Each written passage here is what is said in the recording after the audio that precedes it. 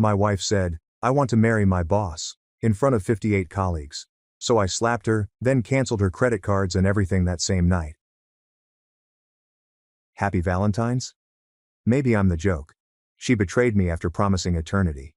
The bouquet cost $150. But seeing my wife's face when I entered her office on Valentine's Day afternoon was priceless. But not as I expected. My name is Jake Mitchell and I believed I knew my wife.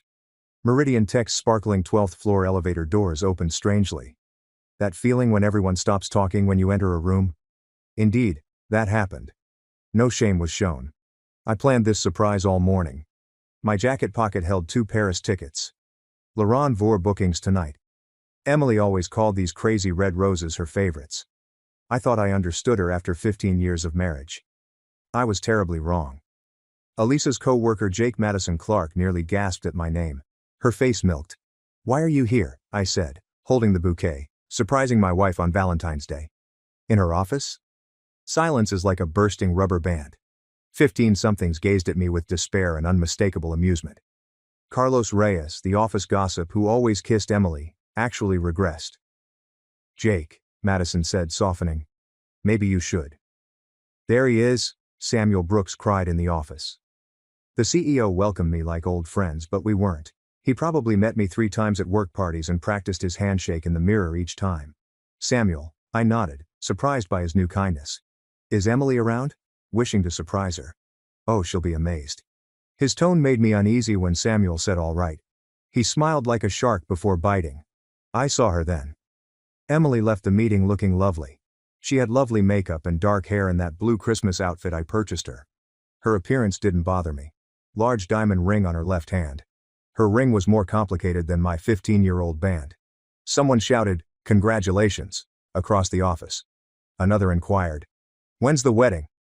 Elisa met my gaze across the room, and her face changed 6 emotions in 2 seconds. Shock, guilt, disobedience, almost relief. Samuel kissed her in front of God and everyone for 10 seconds too long for work. After breaking up, he grabbed her waist. Samuel said, "Everyone," echoing through the quiet office. Emily made me the happiest man alive by marrying me. Applause started gentle and grew. Champagne was opened. I held $150 in roses while Madison cried joyfully, feeling like a freight train had hit me. Elisa said, "Jake." I heard her clearly. She left Samuel and approached me, her heels clicking on the smooth concrete. My steady voice surprised me when I said, "Congratulations." "Jake? When's the big day?" "Just to clarify." "Can you?" Looking at the ring again. It was big. It appears self-explanatory, thus it probably cost more than my truck. Samuel grinned at Emily's shoulder. "Jake, yes? Emily told me much about you." "Has she?" I held the bouquet in my left and extended my right. Samuel shook it too hard and long. "Oddly, she never mentioned you." Elisa lost her color. "Jake, please." "Not here." "Why not here?" I looked around at our drama's audience. Everyone appears to know. "I received the memo last." Emily denied it, but her voice was weak. "It's like?" I asked. "Because my wife appears engaged to another man while married to me, I may be interpreting the situation. Carlos Reyes probably captured it on his phone's social media." Madison still cried but embarrassedly. Champagne stopped. As Samuel protected Emily by stepping in front, my jaw clenched. "Jake. I know this is awkward." "Awkward?" One laugh. "It was harsher than planned. My wife getting engaged to her boss at her office Valentine's Day party while I hold flowers is embarrassing." "No, Samuel. Accidentally entering the wrong washroom is awkward. Totally different." Emily said we must talk. "Privately." "Do we?" I gazed at her. Was interested in her. The mother of my son and my wife whom I trusted completely. "You know Emily? I think you covered everything." I placed the bouquet at the nearest desk. On the sleek white surface the roses appeared ludicrous like blood on fresh snow. Emily called, "Jake, wait." But I was off to the elevator. I felt like the universe helped me when the doors opened quickly. Everyone in the office observed me enter and turn around. Emily wept. Samuel looked uncomfortable for the first time since I arrived, and everyone was glad the act finished. "Enjoy the party," I said as doors closed. I took out my phone as the elevator fell silent.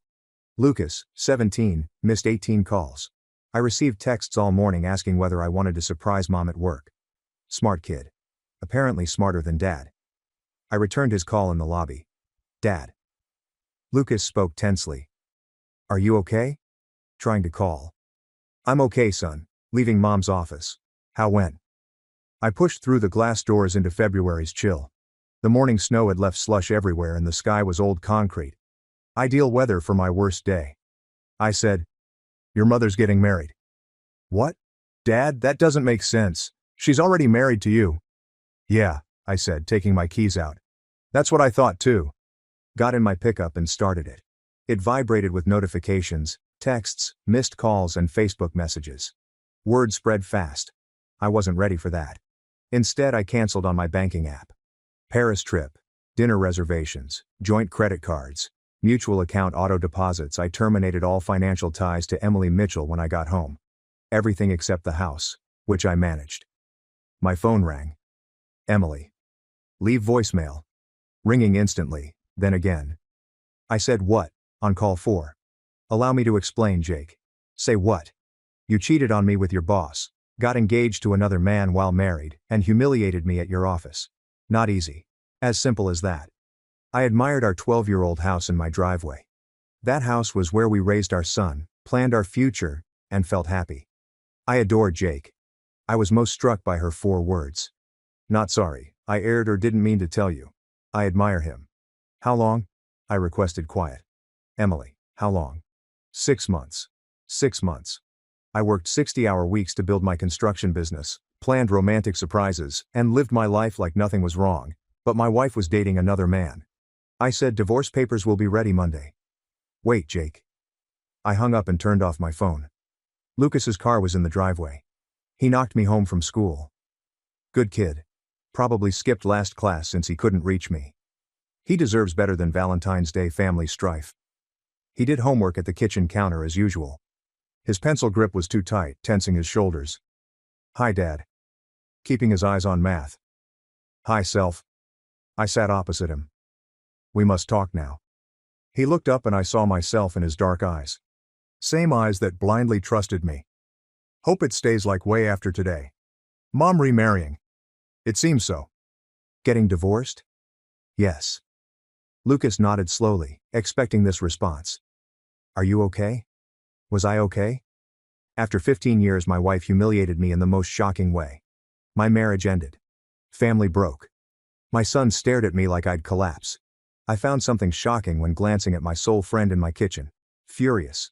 Extremely angry. But I wasn't broken. We're okay. Like I told Lucas. I meant it for the first time since entering that office. My phone buzzed for 2 hours.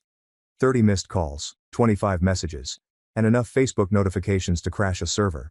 After turning off the ringer, the screen strobed every few seconds. Lucas was watching me out of the corner of his eye, waiting to see whether his old father would break down or punch a hole in the wall while pretending to do schoolwork. End result? Neither. My activities was therapeutic. Surgically dismantling 15 years of combined finances. Lucas quit pretending to learn algebra, Dad. You doing what? Handle business? I stared at my laptop. Dad. Have you seen your mother buy her lover gifts with our joint credit card? Expensive gifts. Extremely costly. Turning to him on screen. The credit card statement showed jewelry store, high-end restaurant and upstate resort weekend charges. She advised me to cut household spending 2 months prior. Lucas's jaw tensed. She bought him stuff with your money. Not our money anymore, I said. I moved my business accounts to a different bank, changed passwords, canceled credit cards, and removed a lease as a life insurance beneficiary. Computer clicks and phone conversations can reveal so much about a common life. Phone erupted again. Unknown number this time. Jake Mitchell, I said. Dear Mr. Mitchell, David Chen from First National. Calling regarding account activity concerns today. What flaws? Sir, you've swiftly closed accounts and transferred large amounts. Our fraud detection system marked it suspicious. I nearly laughed. It's not fraud, David. It's divorce. A break. I see. Can we help you further today? Actually, yes. I need help removing someone from a joint mortgage, to our mortgage department. That would be great. Lucas sat next to me on hold. Dad? What can I say? Always. I focused on him since I knew him and Mom. You knew? He was with her 2 months ago. While shopping with friends, I saw Mom eating lunch with an elderly man, holding hands. Shameful Lucas blushed. How they looked at each other suggested a friend. Why didn't you say? I didn't know what to say and prayed I was wrong. He looked at his hands. Sorry, Dad. Should have spoken. No. I turned off the laptop and faced him. You shouldn't talk. Lucas, that wasn't your job. If I told you, I would have known 2 months ago instead of today. Results would have been identical. My phone rang again. I asked, what do you want, Emily? 15 times. Jake, thank you. Was trying to call you for hours. Was busy. I recognize your madness. Angry. Got up and went to the window. Mrs. Patterson, our neighbor, walked her dog daily at 5 o'clock. No drama. Normal existence. Not even mad can explain it. Please discuss what in person.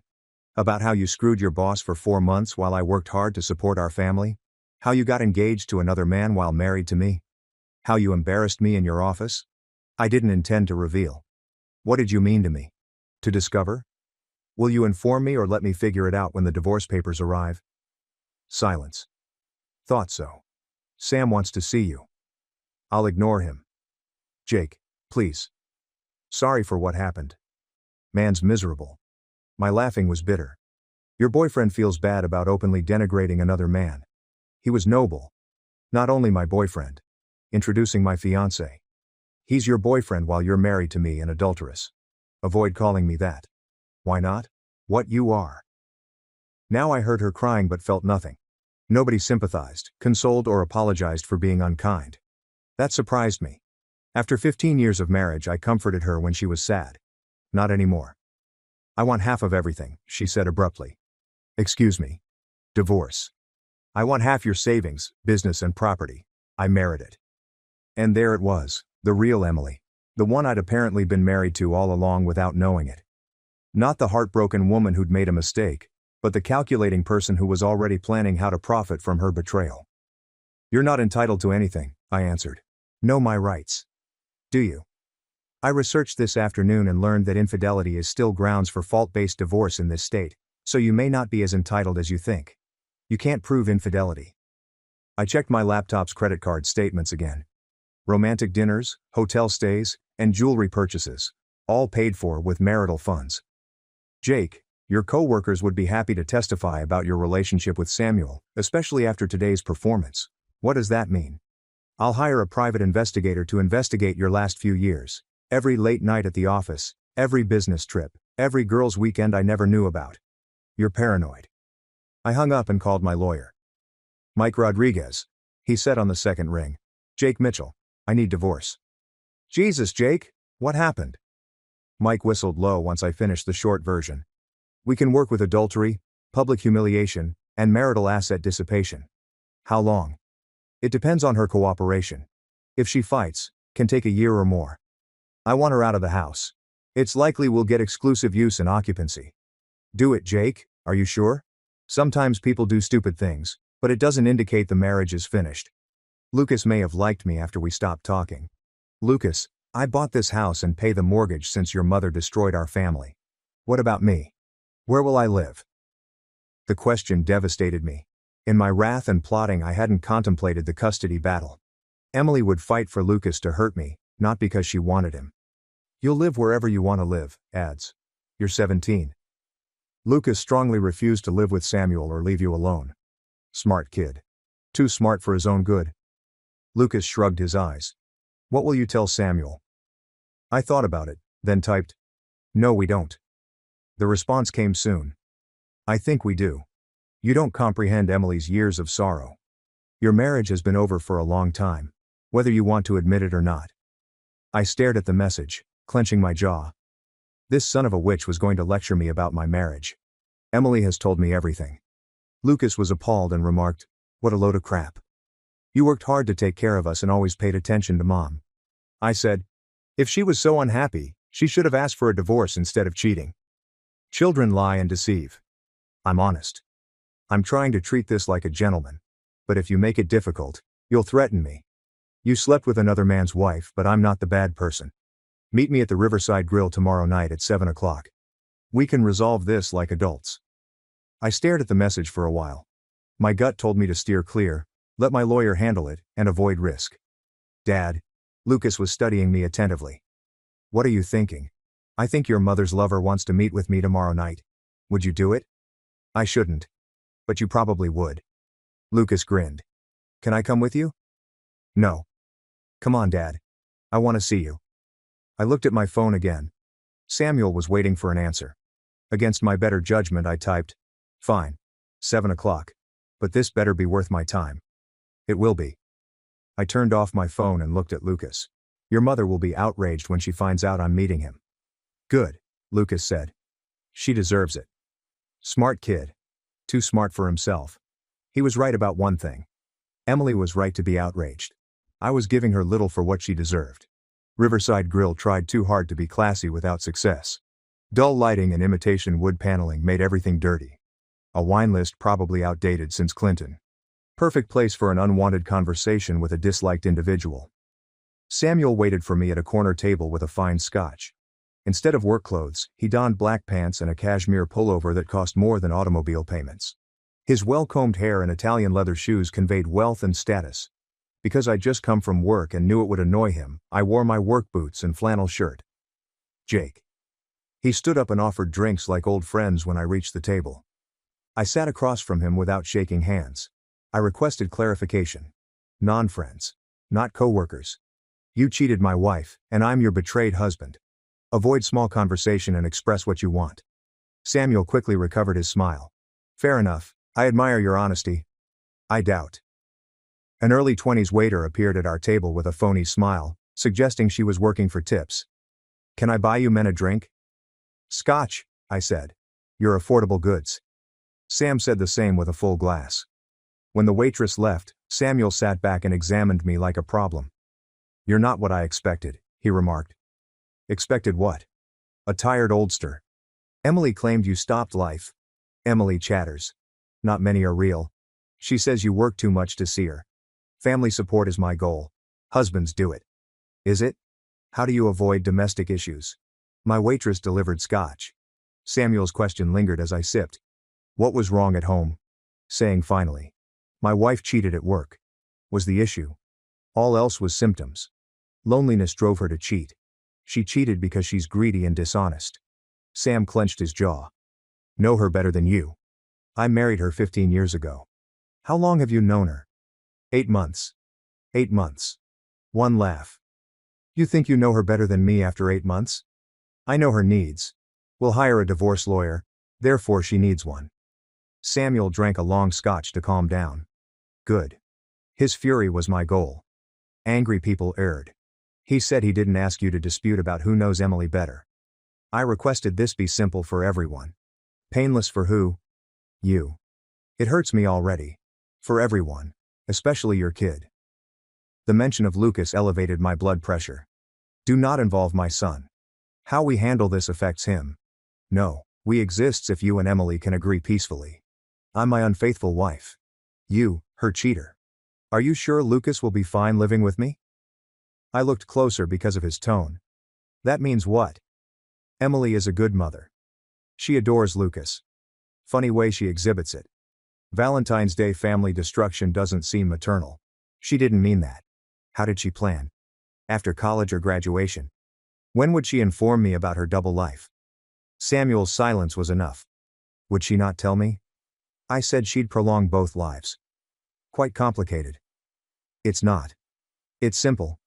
She desired her cake and ate. Stay married while she enjoys you. It wasn't. So how was it? Samuel asked the waitress for more scotch after finishing. She was in a poor marriage.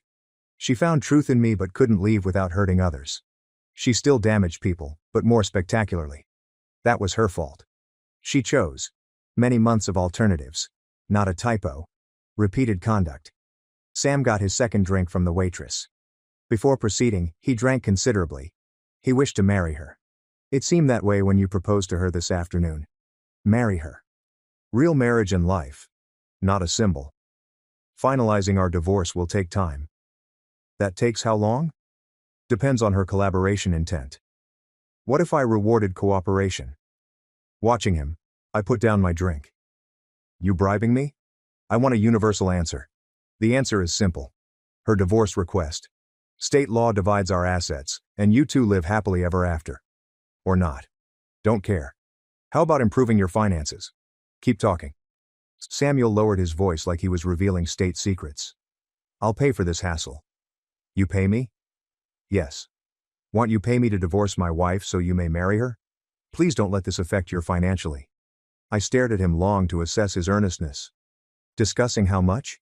What would cost? Think money is involved? Not everything? It existed. Our main distinction. To Samuel Brooks, nothing was free and money could fix anything. He probably thought I was another blue-collar worker who could be paid well. He erred. I mentioned money. I've got plenty of it.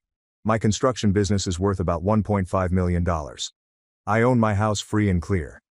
I've got retirement accounts, investment portfolios, and enough cash in the bank to last me the rest of my life if I'm careful. Samuel said. Emily noticed your financial struggles. Emily chatters. Not many are real, remember? Want what? My wife should stop cheating. Since that won't happen, I desire divorce. No more seeing you after tonight. Story over. Story over. Samuel was irate in his chair. Desire must exist. Each wants something. You know my wish? A cheating-free wife was my goal. I wanted to age with my wife. I wanted my son's parents to appreciate and not shame each other. I want the next best thing because you and I can't have those. You two must leave promptly and completely. What about Lucas? What about him? Emily wants dual custody. Emily can want anything. Lucas, 17. His home is picked. His mother. She cheated on his father as mother. Without telling us, his mother got engaged to another man. She publicly shamed our family as his mother. Turn him against her. No need to turn him against her. She did it alone. Sam turned red. Whiskey and desperation made him clumsy with words. You think you're so much better than her, said. But you're not. You're just as selfish as she is. That's computed how? With your son you invade her. I'm protecting my son from a mother who puts her happiness above his emotional health. She adores him. She would have acted differently if she liked him. She loves us and wants things to work. Not working. The point. Wanting anything has costs. She selected when to sleep with you. The consequences fall on her. Samuel finished his second scotch and slammed the glass on the table, shaking the flatware. Are you a cold fool? Realist here. She deserves better. She gets all she deserves. What's that? She's facing divorce, custody loss, and a reputation for cheating on her husband with her boss. Witch's son. Take care, Samuel. Your true colors are showing. His quick stand-up dropped $15. End of conversation, finished before starting. You'll regret. My only regret is listening to you justify your conduct for an hour. Samuel bent over, face to mine. I'll watch her. Let me offer her everything you couldn't. Good luck. Remember your choice after she's happy and you're alone. I picked nothing. Cheating was her choice. You slept with a married woman. Just living with your choices. Samuel stood up, furious. Lawyer will contact you. Your lawyer? Why is your lawyer handling my divorce? Emily needs legal help. Her own counsel can then be paid. We'll guarantee she gets her due. You do it. Sam departed, weaving between tables. Scotch hit harder than expected. It could have been the talk. I enjoyed his departure. So I sipped my drink and tipped the waitress who endured our awkward conversation. My phone buzzed in my pocket as I walked to my pickup. Emily missed 3 calls. Avoiding her calls. Lucas was waiting with homework on the kitchen table and a dozen meeting questions when I drove home. So, he said when I entered. How was it? Expecting. Did you punch him? No. Did you want to? Yes. Lucas smiled. What did he say? I summarized across from him. Lucas seemed disgusted when I finished. Tried to bribe? Bribes were offered. Scumbag. Language. Sorry. True scumbag. I laughed despite everything. That's better. Now what? Waiting for your mother to come home so I may tell her to relocate. Her eruption is coming. Probably. Can I watch? Absolutely not. Saying it with a smile. So was he. Heard a car enter the driveway. After the afternoon office disaster, Emily goes home. Lucas said showtime. Enter your room, Dad? Enter your room. Your mother and I are involved. Lucas reluctantly took his duty. Cry for help. I'll be okay. You will, she won't. Kid is too smart for himself. He was right about one thing. This conversation is bad. Later Emily wouldn't be fine. Hearing her front door key, I inhaled. Another round was coming. It was true that Emily entered the kitchen like a minefield. She had smudged mascara and disheveled hair, like she'd been crying for hours. Good. We need to talk, she said, setting her purse on the counter. No, we don't. I need to talk. You need to listen. She sat across from me in a kitchen chair where Lucas had been doing homework minutes earlier. The contrast caught my attention. Son chasing his goals. My wife rationalizes family dissolution. How was Samuel at your place? She asked. As expected. Bribes were offered. Emily's eyes widened. What's he? He offered me divorce funds. He seems to perceive me as a buyable gold digger. He wouldn't. He did. Which reveals everything about your prospective partner. Emily hid her face in palms. Very messy. You messed up. I never meant this. How did you plan it? Did you mean to tell me about Samuel? Do you want to live two lives forever? Her quiet sufficed. Thought so. I said, you were delighted to lie to me as long as you could get away with it. It's not that simple, Jake. Stop saying that. You chose to cheat, lie, and get engaged to another man while married to me. I was unhappy. Get a divorce. Don't cheat. I hadn't known how to tell you. You might have started with the truth. Emily looked up at me and I saw tears again. I was afraid of hurting you, tearing up our family, and beginning over. So you did it in the most humiliating way. I fell in love with Jake. She balked at my terminology, but I didn't care about her delicate sensibilities. You didn't fall into his bed by mistake, lie to me about where you were spending your time, or become engaged to him this afternoon. I can see you're upset, so I filed for divorce, withdrawn you from all our joint accounts, revoked your credit cards for buying gifts for your lover, and you need to find a new home to live. I live in this property, pay the mortgage, and my name is the only one on the deed. You gave up your rights when you cheated on me. I spoke to my lawyer this afternoon. Emily stared at me like I'd slapped her. You're going to make me homeless. I'm not making you anything. You made your choice. Samuel has a house, right? Go live with him. We're not ready. You don't understand. You've been sleeping with him for 4 months, but living with him is a big step. I know you desire a new relationship without giving up your marriage to me, but if you wanted Samuel, you would have divorced months ago. Emily was crying openly now, but I felt nothing. After 15 years of marriage, that surprised me most. Where am I supposed to go? She asked. That's not my problem anymore. What about my things? Pack what you need tonight. I'll have the rest delivered wherever you want it. Jake, please. You cheated on me? You lied to me for months? You got engaged to another man while married to me? People make mistakes. For a while we didn't speak. No, you don't, I said slowly. I do. I adore Samuel and you. Not rational but true. Stop cheating if you loved me. Love two people concurrently. You decided. Because I thought you didn't want me, I chose Samuel. I had Paris tickets and flowers for you this afternoon. How can you not want you? You work non-stop. You're always at work, with friends, or doing anything else because you never want to do anything. I work hard to support our family. I invited you to supper last weekend, but you stated you were exhausted. I suggested a movie the weekend before. You mentioned Madison plans, but these weren't invitations. How could you know my actions? Did you ask? Did you try other plans? Did you suppose I didn't mean it and spend time with Samuel? Emily's silence was enough. Excuses are all you have to explain your actions. I'm sorry, Jake. Sure you are. You regret being found. You're sad it was public. Unfortunately, you must deal with the repercussions. Panicked. You decided. What about Lucas? Will you show me my son? Lucas is 17 years old. See anybody he wants. But you'll turn him against me. Emily abruptly up, knocking her chair over. You're stupid, Jake Mitchell. Maybe I am, but not a cheater. You'll regret. My only regret is wasting 15 years with someone who could do what you did. Sam was right about you. He called you cold and selfish and said I deserve better. Samuel, I'm unknown. You think I like my marriage falling apart? Am I relishing my family's destruction? Do you think I like being humiliated in your office? No stopping you. Emily carried her purse upstairs. Packing a bag. Be patient. Jake, this continues. Yes, it is. I'll battle you for Lucas's custody, the house, and the business. She climbed the stairs and faced me. I was alone in my kitchen listening to her walk around our bedroom, drawers opening and closing, hangers scraping against the closet rod and suitcases thudding. Lucas texted. "Is done?" I almost replied. "Are you okay?" "I'm fine. Stay in your room until she goes." "Okay. Love you, Dad. Love you too." Emily arrived downstairs 15 minutes later with 2 bags and a garment bag, changed into jeans and a sweater and applied cosmetics. She appeared like she was flying for business, not leaving her husband.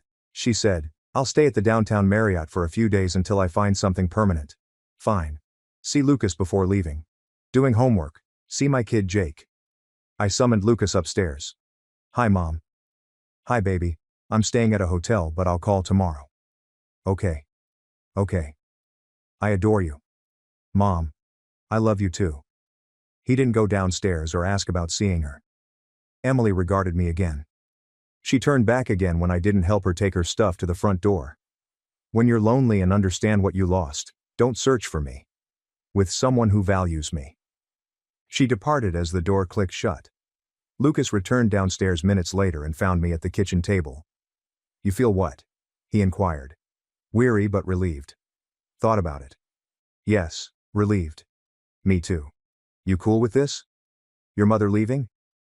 Lucas sat across from me in Emily's chair. "Dad, what can I tell you?" "Always.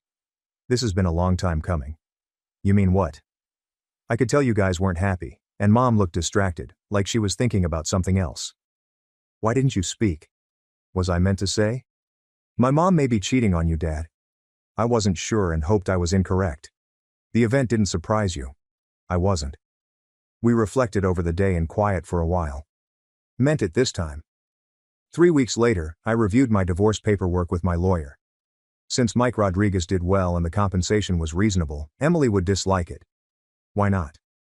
"She's not going to sign this," Mike said, passing the documents to me across his desk. "She's not getting half of everything. Adultery changes things." "How much?" "She keeps her car, belongings, and retirement account.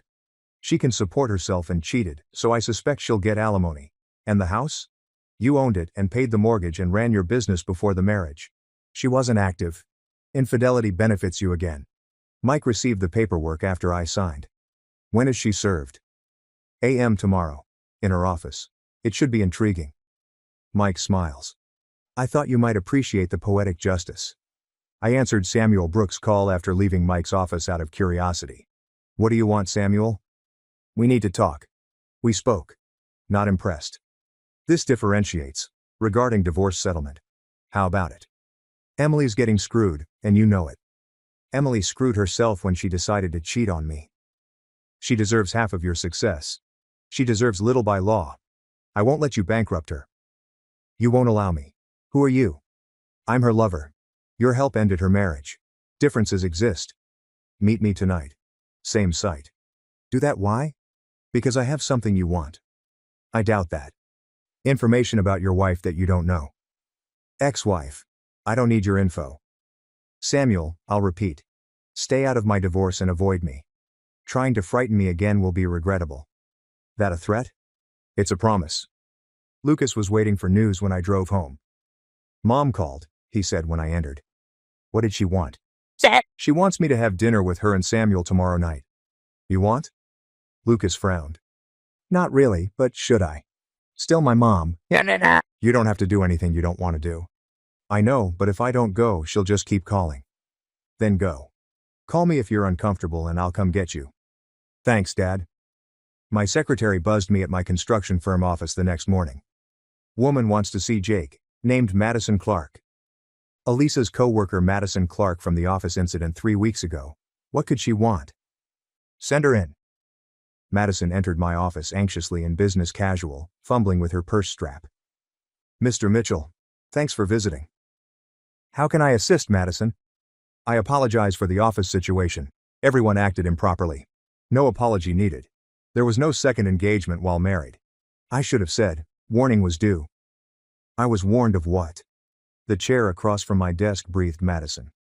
"Regarding Emily and Samuel. Each office mate knew their relationship. Everyone knew she was married and doing what?" "How long did everyone know?" "Months. They weren't discreet. No one told me." "That wasn't our place." Or so we convinced ourselves. But now you're here. I'm here because I'm guilty and you should know the truth. Truth. Madison pulled a manila envelope from her purse. Samuel asked me to give this to you. The what? Not sure. He stated it was crucial. I took but didn't open mail. Why didn't he give me it? Because he's a coward and because he knows you hate him. Smart man. Madison faced me after leaving. Mr. Personally, Mitchell, I think Emily made a big mistake. You seem like a good man. Thank you. I considered the envelope before opening it after she left. Emily received love emails and graphic texts from 3 guys, including Samuel. Reading the credit card statements from 2 years ago, my palms shook as I saw hotel, restaurant, and jewelry store spending. Emily cheated on me with many men for years, but I was too naive or gullible to detect. After Samuel called again, I answered on the first ring. You son of a witch. I take it you got my package. You learned this when? I discovered the others after we started dating. She said I was different from her affairs. You believed her? I wanted to believe her, but now you don't. Now I know she's been lying to both of us. Like a stomach punch. Why are you showing me? Because she's been playing us against each other and I'm tired of it. You mean what? She's told you she loves and wants me. She tells me she loves you and regrets abandoning you. She's told us what she thinks we want to hear. What do you want from me? I want to make a deal. What deal? My testimony will support you in divorce court. I will prove her infidelity, lies, and everything. You exchange copies of your proof against her. Do that why? Because I don't want to marry a woman who's been lying to me from day one. Your breakup with her? I did. This morning. This knowledge was processed in my chair. She must have taken that well. She threatened to sue me for breach of promise. Can she? Probably not.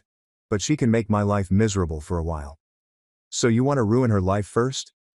I want to make sure she doesn't destroy either of us. I checked my desk papers. Years of betrayal, lies and deception. Saying, I'll consider. Avoid overthinking. She's interviewing lawyers about suing us both. For what? Your suffering, my deception and sexual abuse. Sex abuse. She claims I forced her into the relationship by threatening her career. Did you? No way. She can accuse. I stared at my wife's betrayal in my office after Samuel hung up. Many affairs, years of lies, and now she was trying to sue us for being tricked. I called Mike Rodriguez. Mike, this is Jake. Meet tonight. What's wrong? I just found out that my wife's infidelity was a lot more extensive than we thought. To what extent? Multiple partners over multiple years. Mike whistled low. Changes things. How much? With that kind of evidence, she might not get anything. Good. Jake, you okay? I'm fine. I want this over. That night Lucas was stunned after dinner with Emily and Samuel. How went it? I requested. Weird. Very odd. What happened? First, Mom and Samuel hardly spoke. They maintained knife-thick tension with their passive-aggressive remarks. Was their fight explained? Not specifically, but Samuel joked about Mom not being honest with him and Mom said Samuel wasn't the man she thought he was. Anything else? Quotation mark. Mom spent much of dinner trying to convince me you were unfair about the divorce settlement. She claimed you were trying to abandon her. You told her what? I told her that maybe she should have thought about that before she cheated on you. How did she react? She cried. Samuel came after me for making her cry. Samuel's ranting outraged me with disastrous repercussions. I'm sorry you had to go through that. It's okay. But Dad, yeah, I don't want to have dinner with them again. You don't have to. Mom's going to be upset. Let me worry about your mother. The next morning, I presented Mike Rodriguez Samuel's proof. Mike's eyes grew with each document. Jesus, Jake, she's busy. How does this affect divorce? She's getting nothing. No home, alimony, or joint business. What about custody? With this kind of evidence of moral unfitness, you'll get full custody if you want it. I want it. Consider it done. Emily yelled at me 2 hours later. Fool, served me again at work. The papers corroborated your actions and claims against me, thus it was acceptable. You're trying to destroy me. I'm trying to get divorced. The settlement you're offering is insulting. The settlement I'm offering is generous considering the circumstances. I'm not signing anything. The judge will decide at trial. With my evidence, I doubt you'll like the result. What proof? Emily, anything. Line temporarily quieted. I don't know what you think you have. Emails, texts, credit card bills, hotel receipts, and witness evidence. My proof shows several affairs over years. I have proof that you utilized marital cash for your affairs, and a 17-year-old kid who will testify about your impact on him. You wouldn't use Lucas against me. No need. He offered. Another long pause. Samuel told you that, right? Does origin matter? That witch's son. I should have expected his betrayal. Maybe you should have been more careful about who you trusted. This isn't over, Jake. It is. And I meant it this time. Emily received her car, clothes and things 3 days after signing the divorce papers. I kept everything else. Lucas and I celebrated our 15-year marriage with pizza and a movie at home, free from months of lies and stress. Your mood? Lucas inquired during credits. Free, I said. How about you? Same? Any regrets? Just one. What's that? It would have been nice to know what Mom was doing sooner. I might have spared you misery. You couldn't have saved me anything. If I had said something, I would have known sooner, and the effect would have been the same. Your mother is paying for her choices. Think she's sorry. She's probably regretting being caught. It's different. No, it's not. We quietly processed the end of an era. Dad. Yeah? Why am I proud of you? To not exonerate her. Advocate for yourself. For our safety. Lucas, I did my duty. Nothing special. That's what made it special. 6 months later, I learned that Emily had moved to another city and began working for a different company, and Samuel had left town to avoid their public breakup. Lucas and I were doing well without the stress and drama of a failed marriage. I started dating again and our house felt peaceful for the first time in years. I had dinner and movies with a nice woman I met at a construction conference. I needed Lucas to like her. Life wasn't ideal but real. After years of deception, honesty felt like a luxury I'd forgotten I could afford. Lucas looked up from homework and asked, Dad, do you miss her? After dinner. Your mother? Yeah. I thought about it. I missed my imaginary wife. That's sad. Maybe, but it's also liberating. So how? I finally understand. Truth is always better than fiction, even when painful. Lucas nodded intently. I think I understand. Telling the truth, especially when it's hard, is my most important lesson. I will, Dad. I know you will. And I did know it. After all the anguish, betrayal and lies, I raised a son who valued honesty and would never put someone he loved through what his mother had done to me. It was all worthwhile, too. Lucas was appalled and remarked, What a load of crap. You worked hard to take care of us and always paid attention to Mom. I said, if she was so unhappy she should have asked for a divorce instead of cheating. Children lie and deceive. I'm honest. I'm trying to treat this like a gentleman, but if you make it difficult, you'll threaten me. You slept with another man's wife. But I'm not the bad person. Meet me at the Riverside Grill tomorrow night at 7. We can resolve this like adults. I stared at the message for a while. My gut told me to steer clear, let my lawyer handle it, and avoid risk. Dad, Lucas was studying me attentively. What are you thinking? I think your mother's lover wants to meet with me tomorrow night. Would you do it? I shouldn't. But you probably would. Lucas grinned. Can I come with you? No. Come on, Dad. I want to see you. I looked at my phone again. Samuel was waiting for an answer. Against my better judgment, I typed. Fine, 7 o'clock. But this better be worth my time. It will be. I turned off my phone and looked at Lucas. Your mother will be outraged when she finds out I'm meeting him. Good, Lucas said. She deserves it. Smart kid. Too smart for himself. He was right about one thing. Emily was right to be outraged. I was giving her little for what she deserved. Riverside Grill tried too hard to be classy without success. Dull lighting and imitation wood paneling made everything dirty. A wine list probably outdated since Clinton. Perfect place for an unwanted conversation with a disliked individual. Samuel waited for me at a corner table with a fine scotch.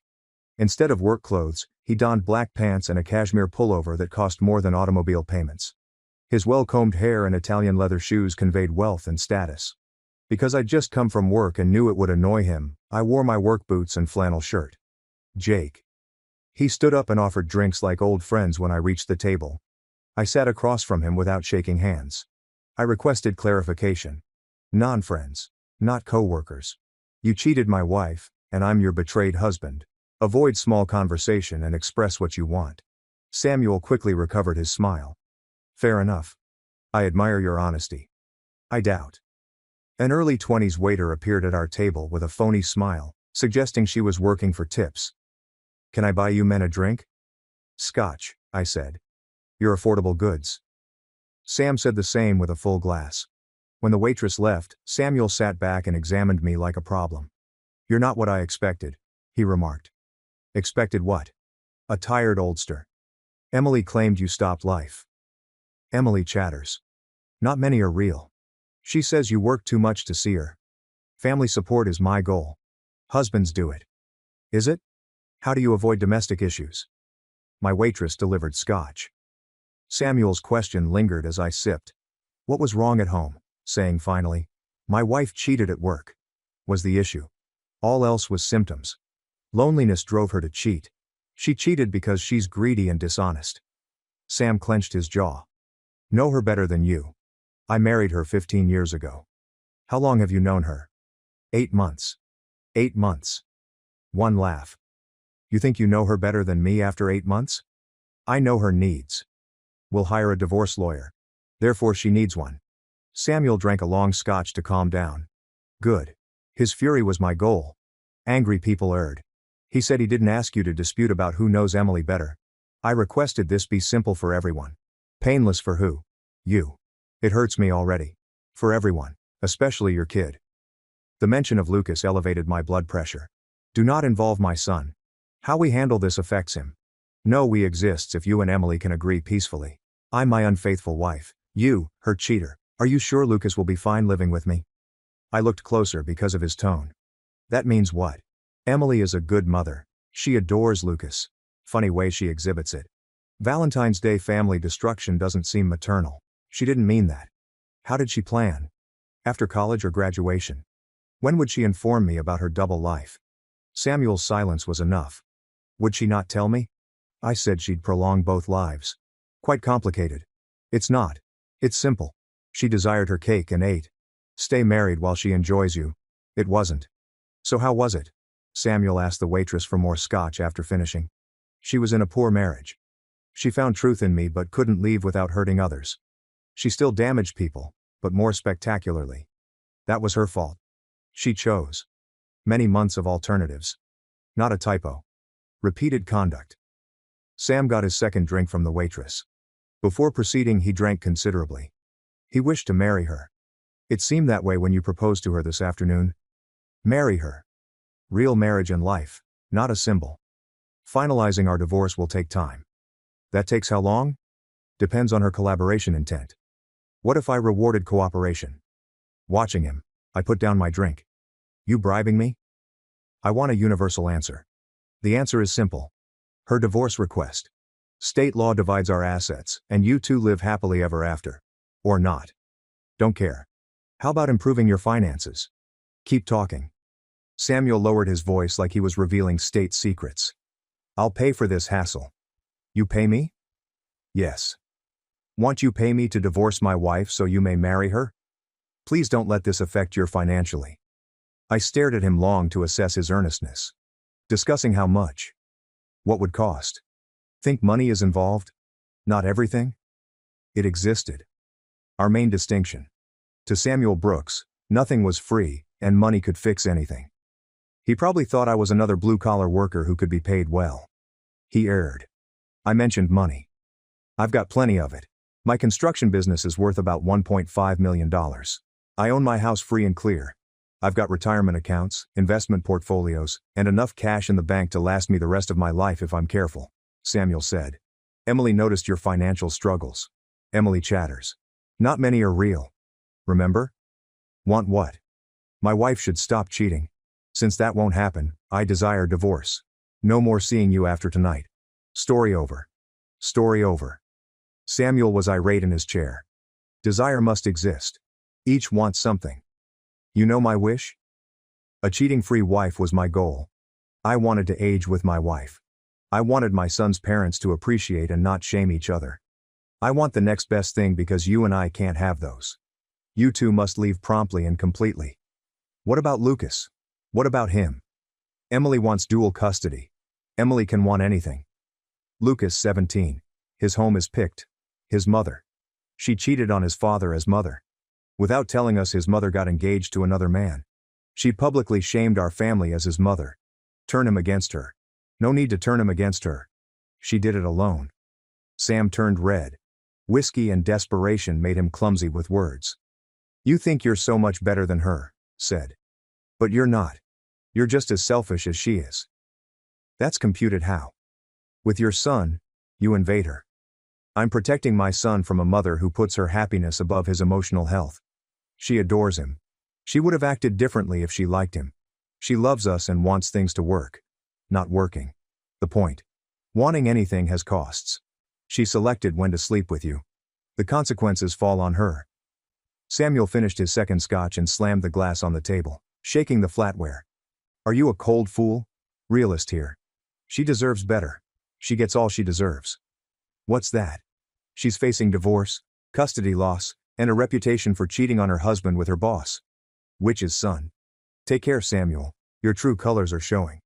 His quick stand-up dropped $15. End of conversation. Finished before starting. You'll regret. My only regret is listening to you justify your conduct for an hour. Samuel bent over, face to mine. I'll watch her. Let me offer her everything you couldn't. Good luck. Remember your choice after she's happy and you're alone. I picked nothing. Cheating was her choice. You slept with a married woman. Just living with your choices. Samuel stood up, furious. Lawyer will contact you. Your lawyer. Why is your lawyer handling my divorce? Emily needs legal help. Her own counsel can then be paid. We'll guarantee she gets her due. You do it.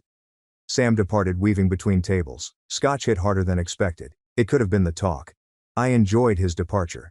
So I sipped my drink and tipped the waitress who endured our awkward conversation. My phone buzzed in my pocket as I walked to my pickup. Emily missed 3 calls. Avoiding her calls. Lucas was waiting with homework on the kitchen table and a dozen meeting questions when I drove home. So, he said when I entered. How was it? Expecting. Did you punch him? No. Did you want to? Yes, Lucas smiled. What did he say? I summarized across from him. Lucas seemed disgusted when I finished. Tried to bribe. Bribes were offered. Scumbag. Language, sorry. True scumbag. I laughed despite everything. That's better. Now what? Waiting for your mother to come home so I may tell her to relocate. Her eruption is coming. Probably. Can I watch? Absolutely not. Saying it with a smile. So was he. Heard a car enter the driveway. After the afternoon office disaster, Emily goes home. Lucas said showtime. Enter your room, Dad. Enter your room. Your mother and I are involved. Lucas reluctantly took his duty. Cry for help. I'll be okay. You will. She won't. Kid is too smart for himself. He was right about one thing. This conversation is bad. Later, Emily wouldn't be fine. Hearing her front door key, I inhaled. Another round was coming. It was true that Emily entered the kitchen like a minefield. She had smudged mascara and disheveled hair, like she'd been crying for hours. Good, we need to talk, she said, setting her purse on the counter. No, we don't. I need to talk. You need to listen. She sat across from me in a kitchen chair where Lucas had been doing homework minutes earlier. The contrast caught my attention. Son chasing his goals. My wife rationalizes family dissolution. How was Samuel at your place? She asked. As expected. Bribes were offered. Emily's eyes widened. What's he? He offered me divorce funds. He seems to perceive me as a buyable gold digger. He wouldn't. He did. Which reveals everything about your prospective partner. Emily hid her face in palms. Very messy. You messed up. I never meant this. How did you plan it? Did you mean to tell me about Samuel? Do you want to live 2 lives forever? Her quiet sufficed. Thought so. I said. You were delighted to lie to me as long as you could get away with it. It's not that simple, Jake. Stop saying that. You chose to cheat, lie and get engaged to another man while married to me. I was unhappy. Get a divorce. Don't cheat. I hadn't known how to tell you. You might have started with the truth.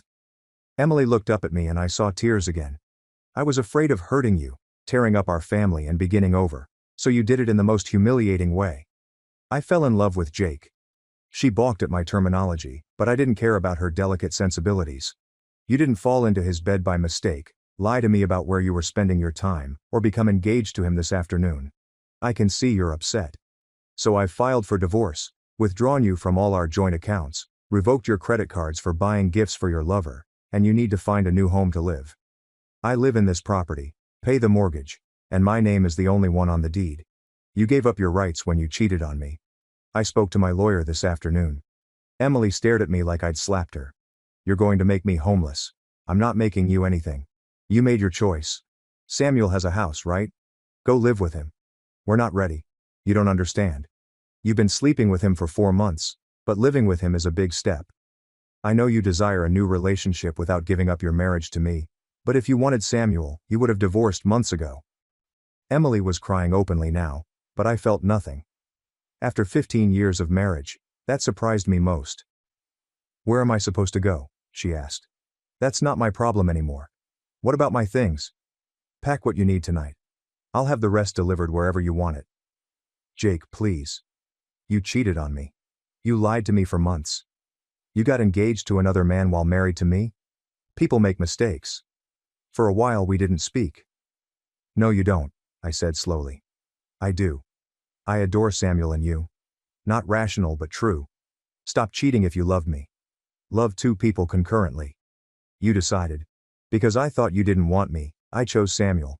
I had Paris tickets and flowers for you this afternoon. How can you not want you? You worked non-stop. You're always at work, with friends, or doing anything else because you never want to do anything. I work hard to support our family. I invited you to supper last weekend but you stated you were exhausted. I suggested a movie the weekend before. You mentioned Madison plans but these weren't invitations. How could you know my actions? Did you ask? Did you try other plans?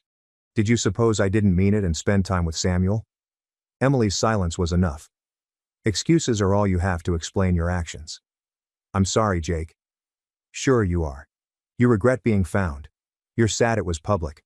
Unfortunately, you must deal with the repercussions. Panicked. You decided. What about Lucas? Will you show me my son? Lucas is 17 years old. See anybody he wants. But you'll turn him against me. Emily abruptly up, knocking her chair over. You're stupid, Jake Mitchell. Maybe I am. But not a cheater. You'll regret. My only regret is wasting 15 years with someone who could do what you did. Sam was right about you. He called you cold and selfish and said I deserve better. Samuel, I'm unknown. You think I like my marriage falling apart? Am I relishing my family's destruction? Do you think I like being humiliated in your office? No stopping you. Emily carried her purse upstairs. Packing a bag. Be patient. Jake, this continues. Yes, it is. I'll battle you for Lucas's custody, the house, and the business. She climbed the stairs and faced me. I was alone in my kitchen listening to her walk around our bedroom, drawers opening and closing, hangers scraping against the closet rod, and suitcases thudding. Lucas texted. Is done? I almost replied. Are you okay? I'm fine. Stay in your room until she goes. Okay. Love you, Dad. Love you too. Emily arrived downstairs 15 minutes later with 2 bags and a garment bag, changed into jeans and a sweater, and applied cosmetics. She appeared like she was flying for business, not leaving her husband. She said, I'll stay at the downtown Marriott for a few days until I find something permanent. Fine. See Lucas before leaving. Doing homework. See my kid Jake. I summoned Lucas upstairs. Hi Mom. Hi baby. I'm staying at a hotel but I'll call tomorrow. Okay. Okay. I adore you. Mom. I love you too. He didn't go downstairs or ask about seeing her. Emily regarded me again. She turned back again when I didn't help her take her stuff to the front door. When you're lonely and understand what you lost, don't search for me. With someone who values me. She departed as the door clicked shut. Lucas returned downstairs minutes later and found me at the kitchen table. You feel what? He inquired. Weary but relieved. Thought about it. Yes, relieved. Me too. You cool with this?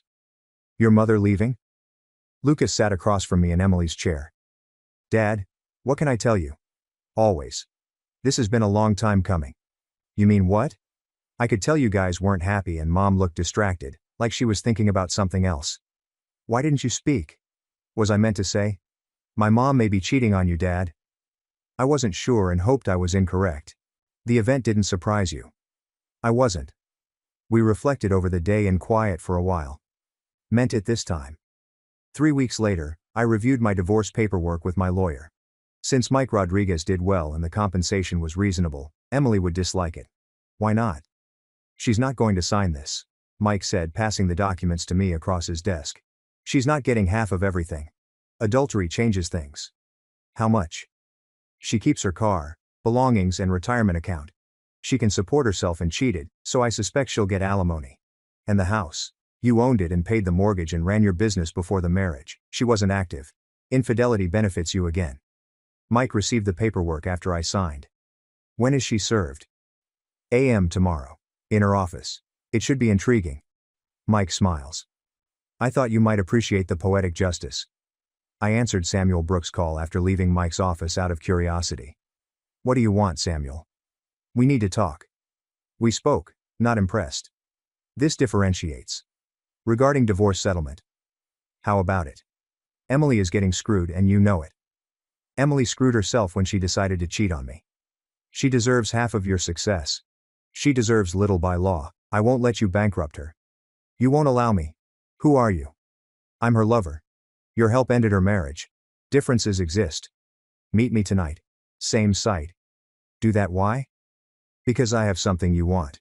I doubt that. Information about your wife that you don't know. Ex-wife. I don't need your info. Samuel, I'll repeat. Stay out of my divorce and avoid me. Trying to frighten me again will be regrettable. That a threat? It's a promise. Lucas was waiting for news when I drove home. Mom called, he said when I entered.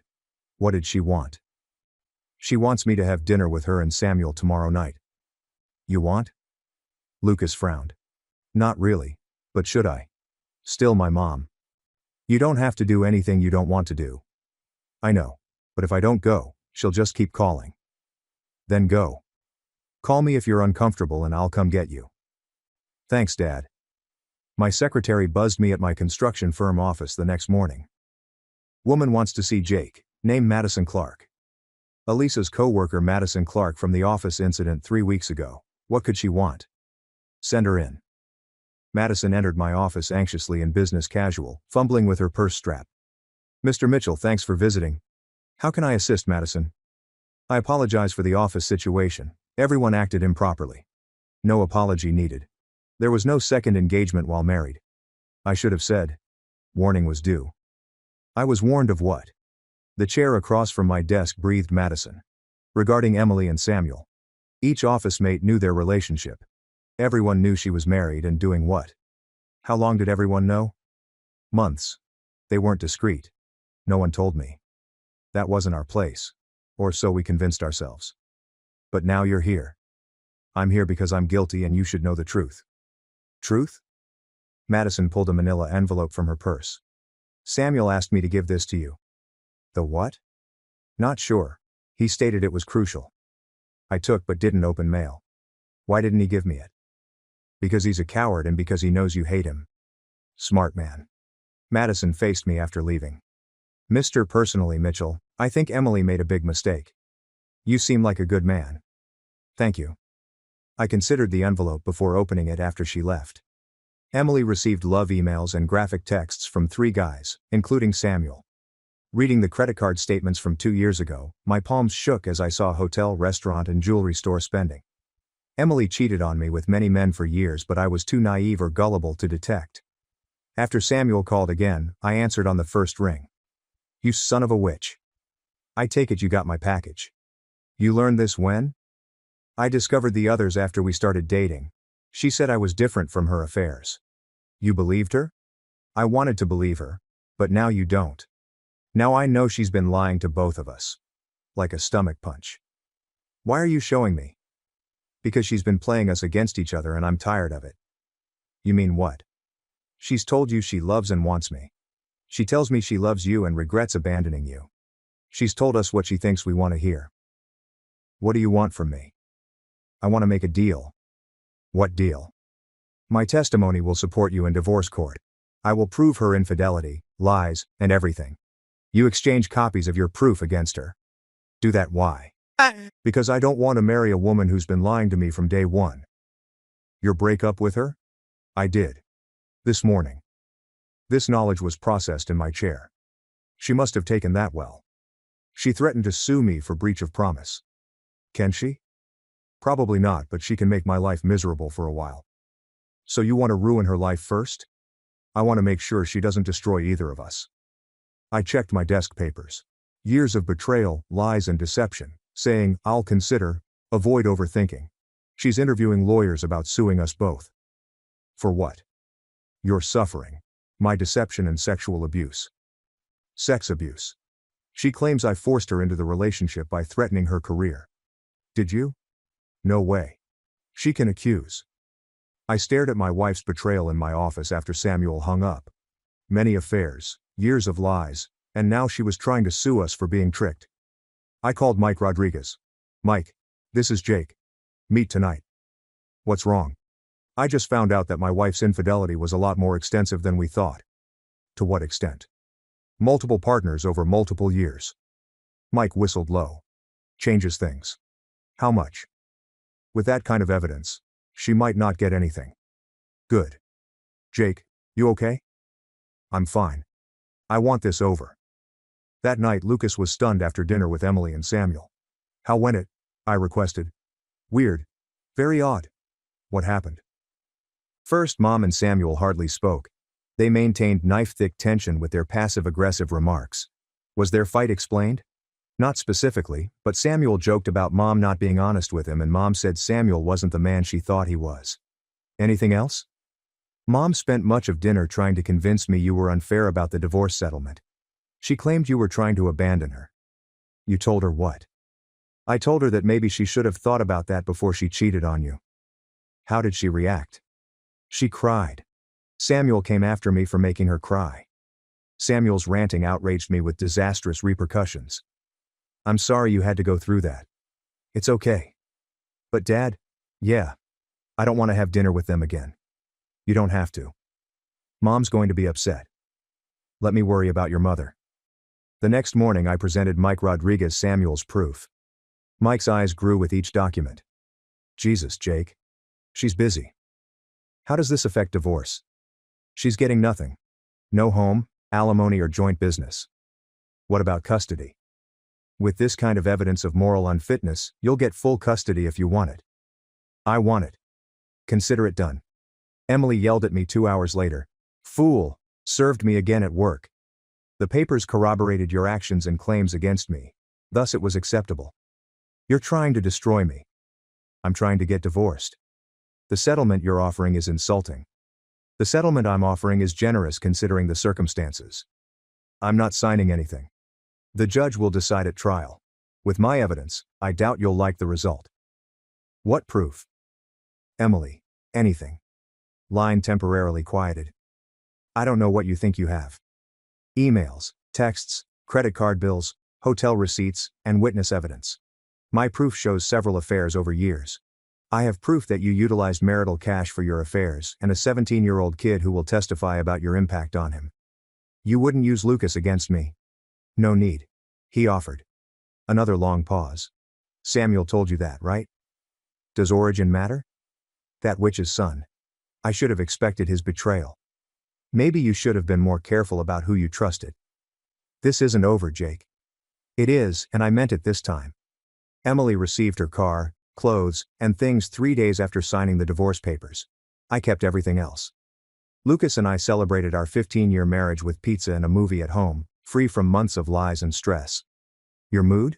Lucas inquired during credits. Free, I said. How about you? Same? Any regrets? Just one. What's that?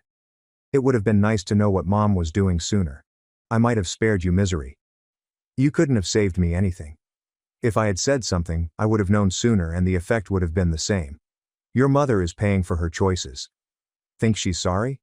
She's probably regretting being caught. It's different. No, it's not. We quietly processed the end of an era. Dad. Yeah? Why am I proud of you?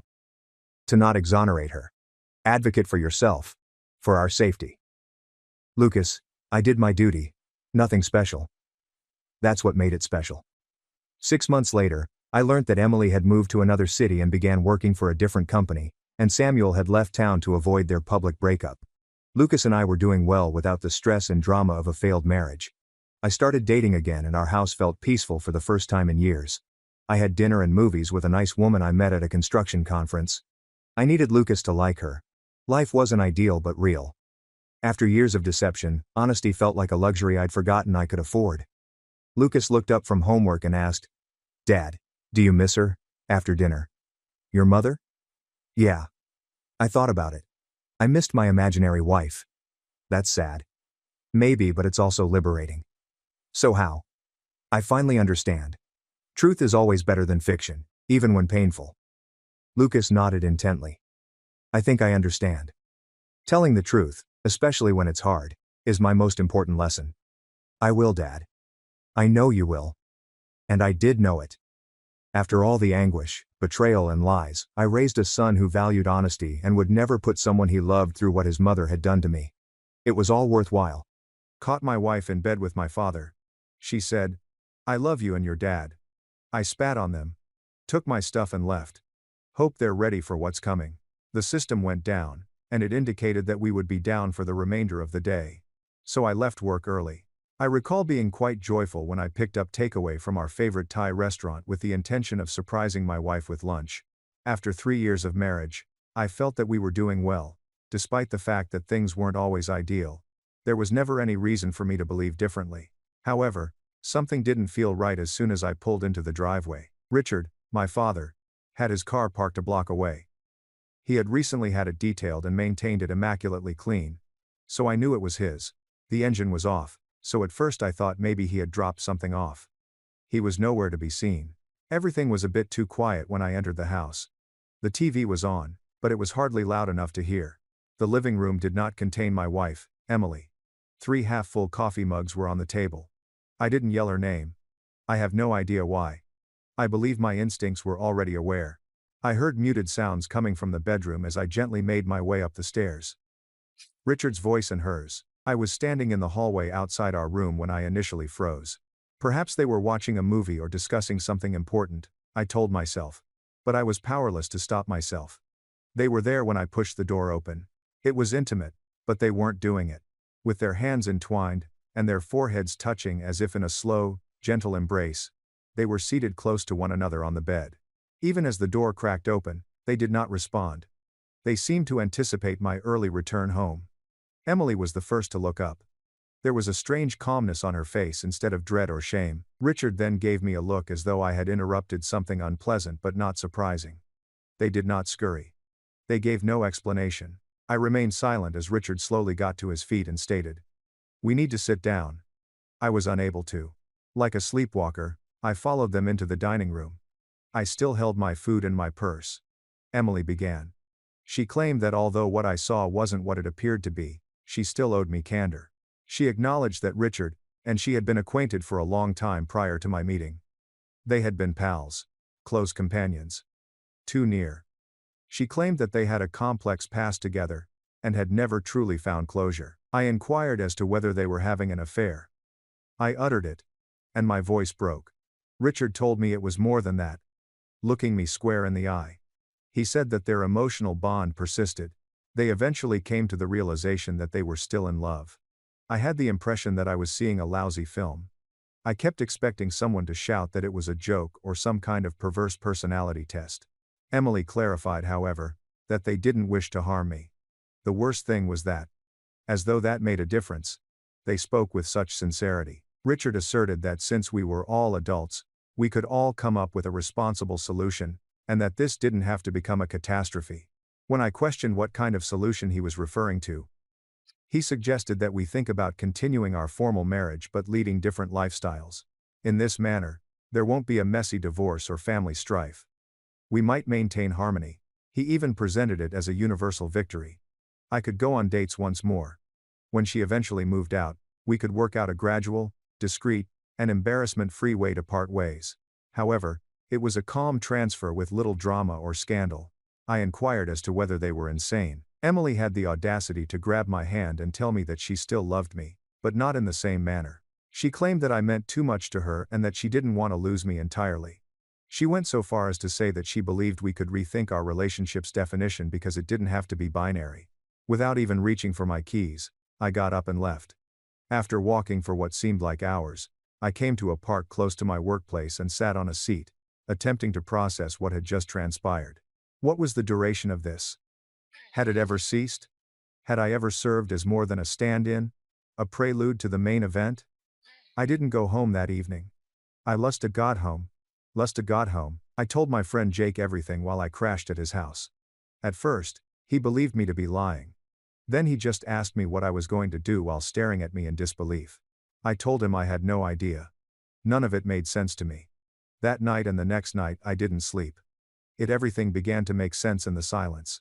The strange conflict between Richard and Emily. The way she would occasionally glow more than was proper when he entered the room. The family makes jokes about how similar they were.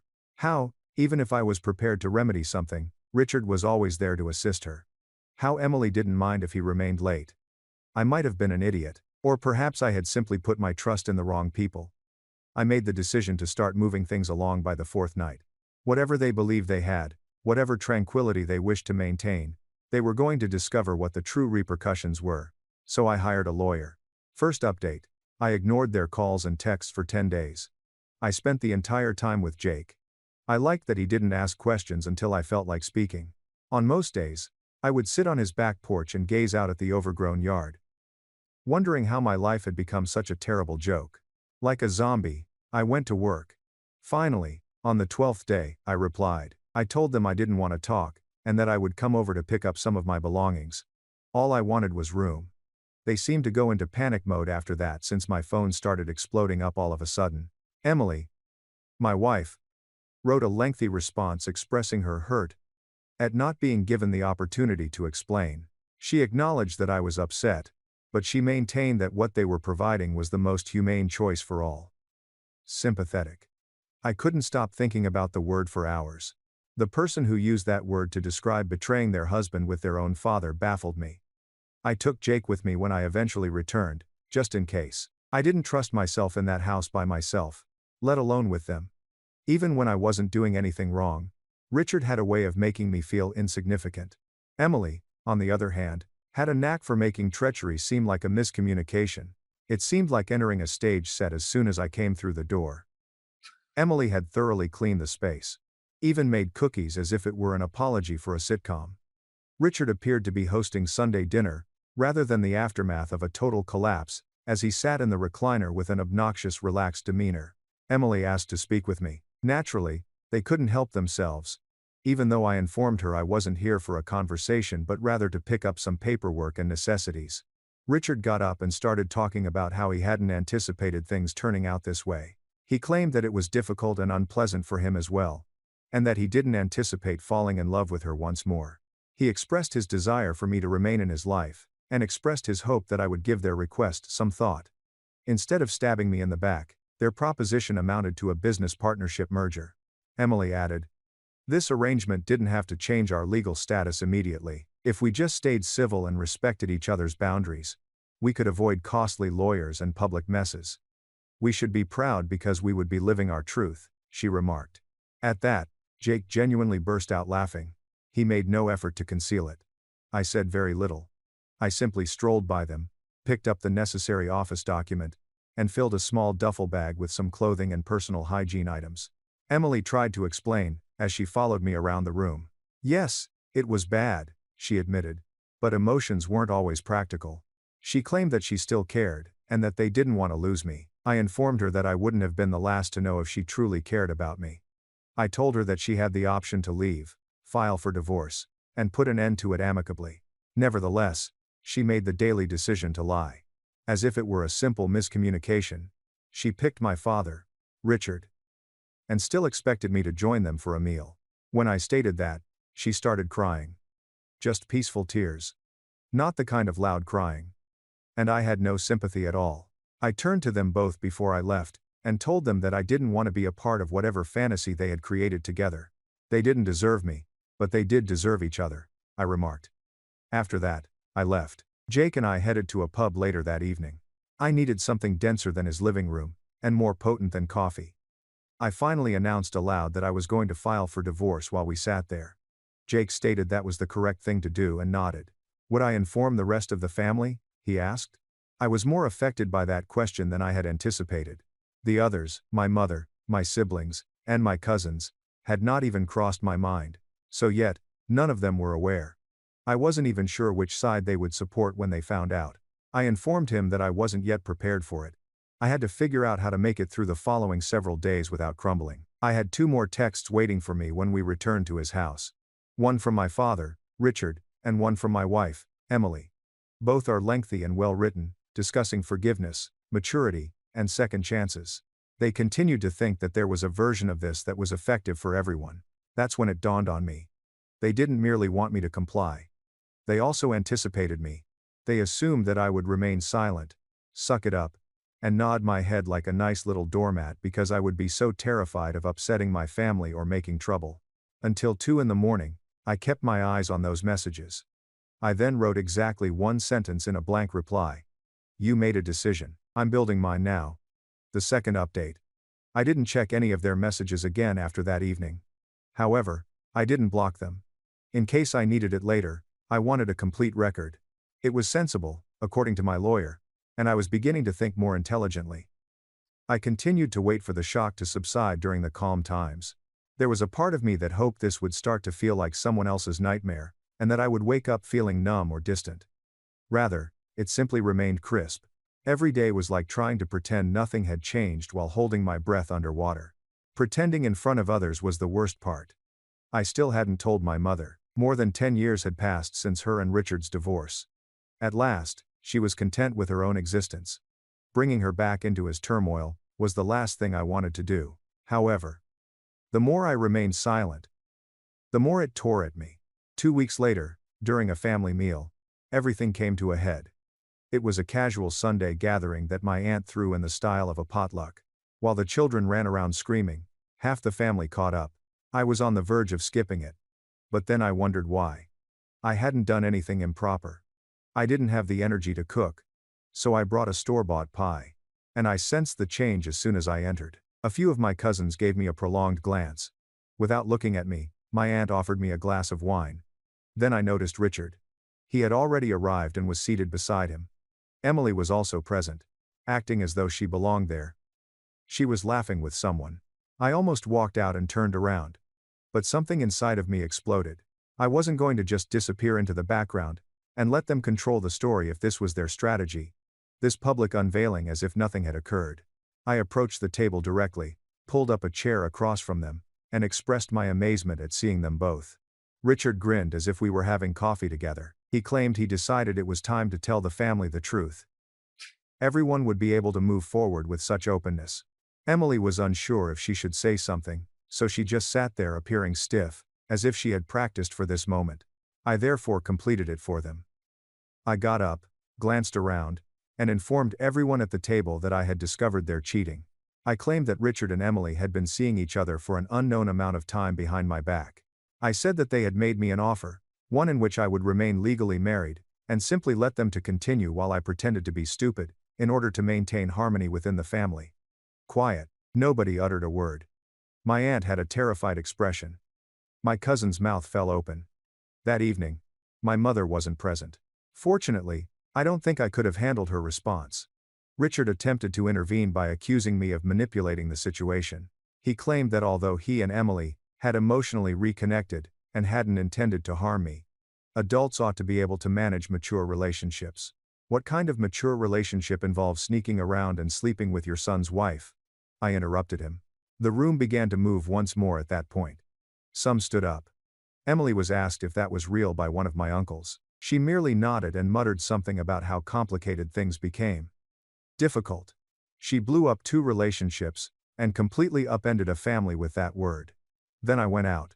I had stated what I had to. I didn't wait to find out who left, or who remained at the table with them. I wasn't going to plead for sides since I assumed people would decide for themselves. Waves of repercussions followed. Later that evening, a few family members texted and contacted me to express their disbelief. Some expressed regret for not noticing it earlier. Others remained eerily silent, presumably attempting to determine the direction of the wind. The following morning, Richard sent me another lengthy note claiming that I had handled the situation badly, and that my dramatic outburst had embarrassed the family. I laughed out loud at it. Embarrassed the family by acting as though what I revealed was worse than what they had done. Emily, on the other hand, wrote me a brief message. She stated she hoped I would one day appreciate how difficult it had been for her to choose between two people she loved and expressed regret that things had to be this way. I didn't answer. I authorized my attorney to begin the divorce process. Since we hadn't been married long and didn't have a prenuptial agreement, he cautioned me that things could get sticky. I informed him that the furnishings, the bank account, and anything else didn't matter to me. All I wanted was for my name to be removed from the documents. I desired to regain my life. I made a lengthy drive to the coast that weekend. I needed air without any sense of contamination. I contemplated how I had been tricked into thinking that peace was worth sacrificing myself as I strolled beside the water until the sun set. Silence, however, does not bring about peace. Truth is the source of it, and if I'm the antagonist in their tale because I told the truth, then so be it. They weren't heroes in the first place. The third update. After that dinner, my phone continued to buzz for a week. Some brief messages expressed shock or regret. A few came from far-off cousins I hadn't spoken to in years, who were suddenly eager to lend me their support.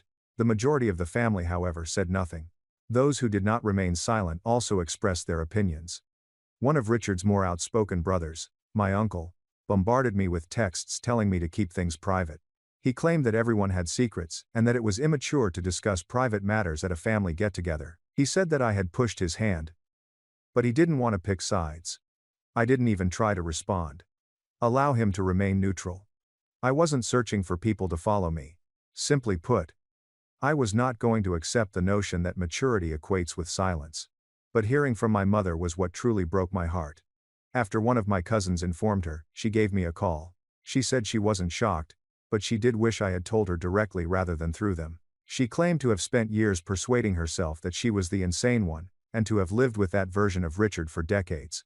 She did not inquire about specifics. She simply told me that I needed to look after myself and that she loved me. I didn't realize how much that call helped me at the time. In the meantime, Richard and Emily, my soon-to-be ex-wife, were working non-stop on whatever fantasy world they were attempting to create.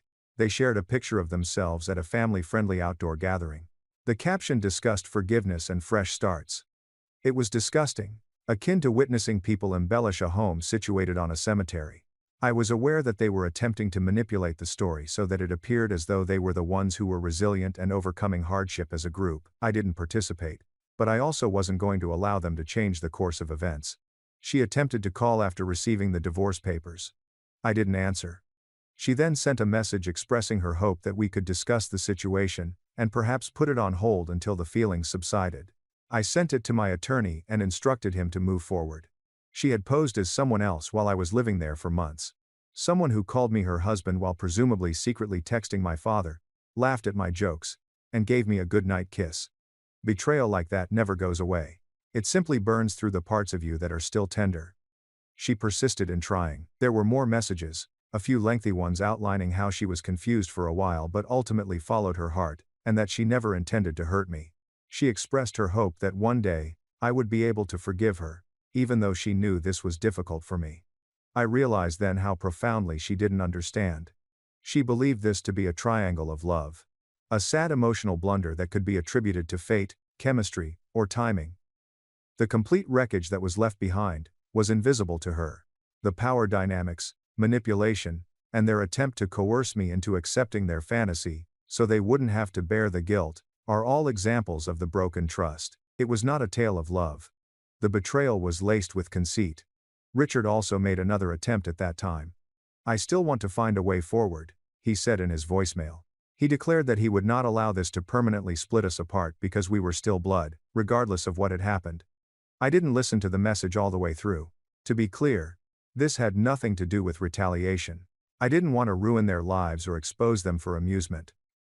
All I wanted to do was quit acting, sitting across the table from two people who had thrown me under the bus, and then pretended that I should thank them for it. I wanted to take back my place in the family without having to put on a front. Nevertheless, a part of me continued to wait for the guilt to surface despite everything.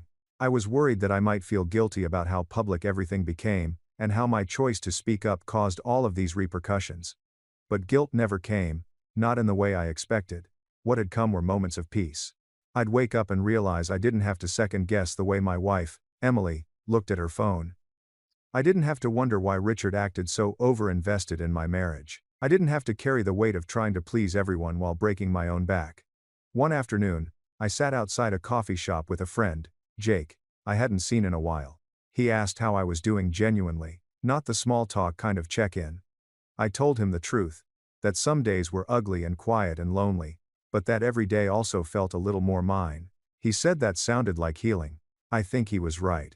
But the thing about healing is that it's not always graceful. Sometimes it looks like blocking numbers.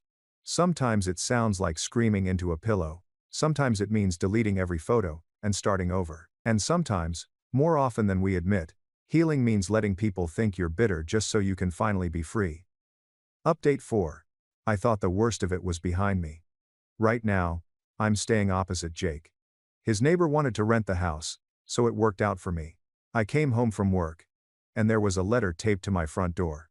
Not mailed, not slid under, taped, like a threat pretending to be an invitation. It was from Richard. He wrote that he didn't expect me to forgive him overnight, but he hoped we could talk like adults.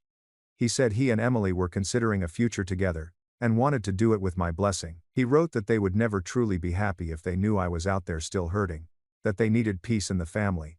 The arrogance in that letter made my skin crawl. He still saw himself as the peacemaker even after what he did. Still imagined this whole thing as some tragic misunderstanding that needed to be hugged into submission. It made me realize something. He didn't feel guilty. He felt inconvenienced. He wasn't sorry for betraying me. He was just tired of me refusing to get over it. I didn't answer. I threw the letter in the trash. But I couldn't stop thinking about it. What kind of man cheats with his son's wife before the wedding, during the marriage, and after the split, and then has the audacity to ask for blessing like this was a church ceremony, and not a crime scene? The anger started creeping back in slowly but surely. I'd been so focused on cutting ties, that I hadn't even allowed myself to process just how twisted all of it was. The manipulation, the gaslighting, the nerve it took for both of them to sit me down and suggest that we all work it out for the sake of the family. They didn't want healing. They wanted silence. It took another week before I got another message, this time from my cousin Sarah. She said she had run into Richard and his new girlfriend at a restaurant downtown. She said they were laughing, holding hands, acting like a newlywed couple. Richard had introduced her by saying that they were just thankful everything worked out in the end.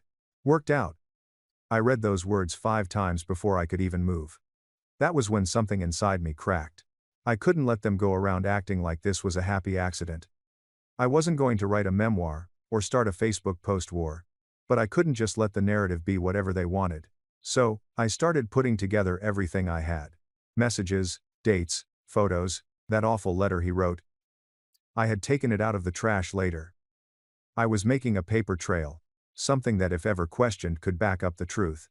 Not because I wanted to ruin them, but because I needed to know that if one more person ever asked me, "Well, are you sure it happened like that?" I could say, yes. Yes, I'm sure. And here's why. It was around that time that a mutual friend, a guy I hadn't heard from since the wedding, reached out to grab coffee. I hesitated but said yes. I think I just wanted to hear someone say something normal for once, something that didn't involve betrayal or second chances, or peace in the family. He asked how I'd been, and I told him the short version. He didn't say much, just nodded slowly, and then said something I'll never forget. He said he'd known something was off the day of the wedding. He saw Richard give her a look. Not a protective look, not even a proud look. Something possessive. He said it gave him chills. But what do you say at a wedding? You convince yourself you imagined it. I didn't know whether to feel validated or sick. We sat in silence for a bit after that. Then he said, if I ever needed anything, a place to crash, a weekend getaway, someone to play cards with, he was there. I thanked him, and I meant it. Still, by the time I got home that night, the weight of everything just came crashing down. You don't think betrayal is going to break you until it does. You imagine yourself rising above it, walking away with your head high, becoming the bigger person. But sometimes being the bigger person feels like being the loneliest one in the room. I lay in bed thinking about all the memories I couldn't unsee. Family dinners, birthday parties, movie nights on the couch, All the moments they probably shared long before I caught on. All the smiles that now felt rotten from the inside out. And the worst part? I still hadn't even told some people why we split. I was so used to protecting everyone else from discomfort, that I forgot to protect myself from the burden of carrying all the truth alone. But not anymore. The next morning, I drafted a letter, not public, just for close family and friends who deserved to know what really happened. I told them the truth. Not the embellished version. Not the dramatized one. Just the truth. I said I wasn't asking anyone to pick sides, but I wouldn't stay silent anymore. I said I had nothing to hide, and that I hoped moving forward people would stop asking why I seem so distant lately. I didn't sign it bitterly, or go on a rant. I just told the truth and I hit send. Update 5. It had been 4 months since I sent out the letter explaining everything. 4 months of silence from my father, Richard. 4 months of radio static from Emily. 4 months of quiet shifts in my circle, as friends, family, and acquaintances rearranged themselves based on what they now knew. Some reached out with disbelief. Some apologized for not noticing, and some disappeared altogether, uncomfortable with the truth now sitting plainly in front of them. And honestly, I didn't miss any of them. What I did miss was my home. Not the place I was renting now, though it served its purpose, but the house, the one I bought 5 years ago. The one I had spent my weekends on, one project at a time. The one with the garden I planted, the patio I built, and the walls I painted with Emily back when I still thought love meant something permanent. When I left after that night, the night they sat me down like it was some family meeting and not a complete betrayal, I hadn't even packed a full bag. I just walked out, not trusting myself to stay calm if I spent one more minute inside that space we once called ours. I figured I'd come back for the rest once the dust settled. But then it hit me. It was my house bought under my name, my money, my down payment, my everything. The only reason Emily was still staying there comfortably was because I hadn't reclaimed the property. I had been too stunned, too heartbroken, too busy surviving to fight for it. But not anymore. I called my lawyer the next day and asked what it would take to secure the house. He asked if I had any documents proving it was mine. I told him the house was bought before the marriage. I had the mortgage, title, and everything solely in my name. I didn't give it much thought when Emily insisted on having her name added to the mailbox, not the deed. When we got married. At the time, it seemed insignificant. It was going to be a very clean case, he told me in a tone I had never heard him use before. Of course, she attempted to delay it. She claimed emotional distress, sent her lawyer back with questions, and stated that she had become attached to the house and felt entitled to half of its value. My attorney swiftly put an end to it. There was nothing in her name, no shared ownership, no gray area, and no money coming out of her account. I gave her 30 days to pack up and leave, which was more generous than I needed to be. I didn't want her to cause a scene or ruin the place out of spite, not because I owed her anything. Through her attorney, I informed her that I would take legal action if anything in the house was broken or missing. After that, she did not respond. The 6th update. The entire divorce process took 7 months. Out of all this chaos, it was the most serene. And I simply sat in my car in my home's driveway and stared at those documents when I eventually held them in my hands, stamped, sealed, and official. 12 pages that undo 3 years of lies. For the first time since the day everything fell apart, I entered that house. And initially, it was unsettling. Like entering a memory that was unaware that it had passed away. Her belongings were gone, but her aroma was still slightly present. The room now had a sense of emptiness, which I appreciated. It meant I could put something genuine in it. I began repainting the walls a week later. It was because I needed it, not because they did. It was like shutting a door with each stroke. It was like putting old, phony happiness on fire with each coat of paint. I replaced the curtains she liked with ones I truly wanted, sold the couch, and purchased a new rug. I had it, even though it was slow. Richard and Emily were still unspoken to me, and I had no intention of doing so. My cousin Sarah informed me that they were no longer together. She apparently didn't like his treatment of her after they became official. It seems that the guilt he never expressed to me eventually crept onto her. I was still standing in spite of everything, so I didn't care. I was left to rot at 12, erased for 18 years. At my brother's perfect wedding, I shattered their lies and rose with a voice they couldn't silence. The room fell silent when I raised the microphone. Dozens of eyes fixed on me, confused whispers rippled across the hall. My parents froze mid-sip. Adrian's jaw tightened. I held up a faded photo of a 12-year-old boy abandoned at a gas station and said, "This was me. This is what family looked like when they drove away and never came back." Gasps broke through the silence. Emily blinked, bewildered. My mother's lips parted as if she wanted to stop me, but nothing came out, and in that instant, on the night of my brother's perfect wedding, everything they had buried for 18 years clawed its way back into the light. My name is Ethan, and I am now 30. Some memories, however, fester rather than vanish. Get sharper over time. I don't discuss my childhood much. Not because I forgot, but because saying it aloud makes it feel more true. I feel like I'm 12 years old again, standing in the middle of that gas station parking lot. I was clutching a candy bar that I didn't have enough money to buy. Watching my parents' taillights fade into the night. It happened in August, just before school began. We'd been on one of those awful family bonding excursions that my mother believed we needed. Except that connecting in our house meant pretending my father's rants were wise. And my older brother Adrian's every mediocre thought was a blessing to humanity. I was the quiet one, overly sensitive, soft-spoken, and usually in the way. On that particular day, I had spilled a Sprite in the back seat. Adrian, who was 16 and already an expert at deflecting blame, smirked and added, "I did it on purpose." Dad pulled over at the next petrol station off the highway, his eyes burning. "You're not a baby anymore," he exclaimed. "You want to act grown? You can figure your own way home." At first I laughed. I assumed it was one of his twisted jokes. But then the back of the SUV banged shut, and they simply drove. I raced after them for a second, crying out their names, but my voice cracked and vanished under the roar of motors and tires. A clerk stuck his head out of the gas station door, cigarette dangling from his lips, and looked at me as if I were just another stray who had been abandoned. That night, I slept beneath the station's garbage, cuddled up against myself, my heart beating with each passing car. I recall counting the hours. 80 miles from home. No money, no phone, no one to call. When I begged for aid, the clerk refused. He murmured, "Ain't a daycare kid." I did not cry. I believe a part of me froze that night, the portion that believed family meant anything permanent. The next morning, I found a payphone and called Mrs. Grace, a teacher I trusted. She was the one that picked me up and drove me back into town. I explained to her that my parents must have forgotten about me. She did not believe it. I could feel she increased her grasp on the steering wheel, but she did not press. She simply dropped me off, ensured I had food, and assured me I could always call her. Nobody seemed surprised as I walked through our house's front door. No one apologized.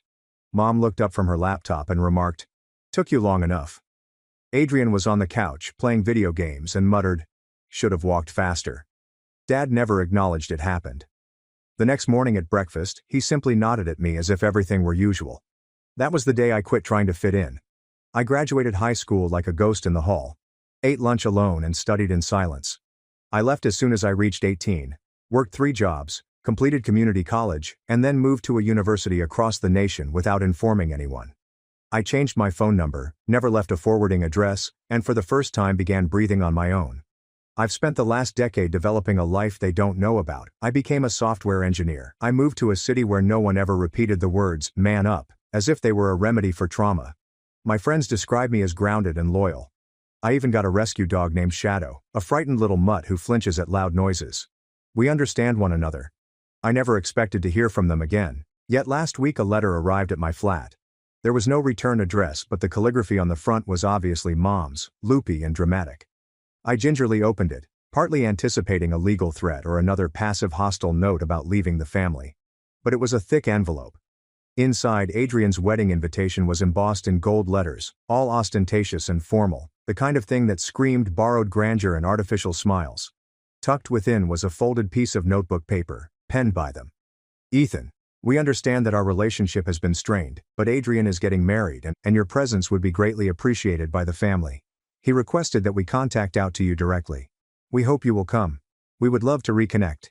Mom and Dad are reaching out as if nothing has occurred, like they hadn't abandoned me to rot beneath a gas station dumpster when I was 12 and never apologized. Like Adrian wasn't the golden kid whose shadow I was never permitted to escape." I sat there looking at the note for a long time. My fingers clenched on the paper's edge, causing it to wrinkle, and for a brief time I considered throwing it away. Almost. But then something inside me paused. I flipped the invitation over. Fancy setting, outdoor ceremony, dress code, formal. There was even a QR code for RSVPs. As if I were simply another distant relative. As if they hadn't already taught me the meaning of disposability. I looked at the note again. It would be very important to the family. Interesting, because I wasn't the same kid they dumped on the side of the road anymore, and if they wanted me back in the picture, I had a few suggestions about how to frame it. Let's just say I didn't immediately RSVP. But I did begin plotting quietly and methodically, as I always do. Because certain debts are not paid in words, but in person. Sometimes simply turning there is the loudest thing you can do. The instant I saw Adrian's fiancée's name, Charlotte Kensington, emblazoned in embossed cursive on the invitation, I knew what kind of wedding it would be. Upper middle class perfection, long games, a live quartet, and bespoke cocktail napkins with their initials. The Kensingtons were local nobility in my area, old money, gossip and grudges. Emily was someone I faintly recalled from school, always dressed like she was going to church or a job interview, even at the age of 15. The kind of girl who never had to compete for attention since it was bestowed upon her like an inheritance. So Adrian landed her. Of course he did. The charming oldest son, quarterback smile, parents who surrounded him as if he were their kid. My parents most likely wore their approval like jewelry. I searched her up online the same night. She was everything you expected. Dental school graduate. I curated Instagram with encouraging messages and cappuccino art. Engagement shots taken under a tree that appeared to have come from a wedding magazine. One post's tags contained a link to their wedding webpage. I clicked it. Welcome to Adrian and Emily's special day. The countdown is 3 weeks. Location, Stonebrook Vineyard and Lodge. Bloomingdale's Crate and Barrel and Amazon are among the registry options. Dress code. Black tie is optional. Please arrive 30 minutes before the ceremony starts. Shuttle transportation is offered from the guest hotel. We are very happy to celebrate with friends and family. Family, correct? There was even a section called The Love Story. Adrian wrote it himself, or at least from his perspective. It all read like it was written by a public relations agency. I've always been the type of man who believes in fate. However, nothing prepared me for Emily. Her grace, her kindness, the way she looked at me and saw more than the person I used to be. You've grown into a different person than you were before. I read the line 3 times, and then I remembered him as he once was. A bully wearing khakis. A liar wearing a halo. The same lad who shoved me into a pond at my 12th birthday party and informed our parents that I had slipped. I had to walk home, drenched, while everyone else ate cake. They'd been laughing about it for years. I wasn't planning on attending the wedding. Not until I saw that line. Because Adrian was rewriting his own past, believing there was no collateral damage on his way to adulthood. And suddenly the individuals who abandoned me were literally calling me family again. I did not RSVP online. That would have been too easy. Instead I asked an old college buddy, Jenny, who now works in logistics, to send me a high-end formal suit in midnight blue, custom fit, with a vest that looked like it belonged in a James Bond movie. I even reserved a room at the same premium guest hotel advertised on the website, paying up ahead and using a slightly different name. I didn't want them to know I was coming. Not yet. I reasoned if they were going to try to pretend the past did not exist, I'd give them a taste of their own medicine. 2 weeks before the wedding, I sent one email to the RSVP address supplied. It was Emily's response. Looking forward to the celebration. Please don't mention I'm attending. I'd like to surprise the happy couple. Ethan. There was no reply, but it was marked as read. In the week coming up to the wedding, I cleared my schedule, hired a sitter for my dog Shadow, and packed lightly. Just the suit, a pair of polished shoes, and an old folded and weathered photo of me at 12 years old standing outside that gas station with a rucksack and a blank expression. Mrs. Grace had removed it the morning she took me up. She printed it years later and mailed it to me with the simple message, "You survived." I hadn't decided what I was going to do with it yet, but it felt natural to bring it. When I arrived at the vineyard the day before the wedding, it looked like a movie set. Rolling hills, polished wooden beams, fairy lights strung through archways, wonderful weather, and ideal people. Every aspect was planned to convey warmth and elegance, but in a way that excluded people like me by design. The rehearsal supper was in full swing. I watched from a quiet corner of the outdoor patio, sunglasses on and a suit jacket draped over my arm. Nobody saw me at first, but then I saw her. Mom. She was thinner than I remembered, like a balloon that had gradually deflated but attempted to preserve its shape. Her hair was tinted a darker brown, almost reddish, and she wore a pearl necklace that contrasted with her sunburned neck. She was laughing, with that loud, brittle laugh that always sounded like she was trying to convince everyone she was okay. Dad was standing beside her, wearing a blazer that most likely still had the same money clip in its inside pocket. He used to flick it open theatrically whenever he wanted to remind us of the service he was delivering.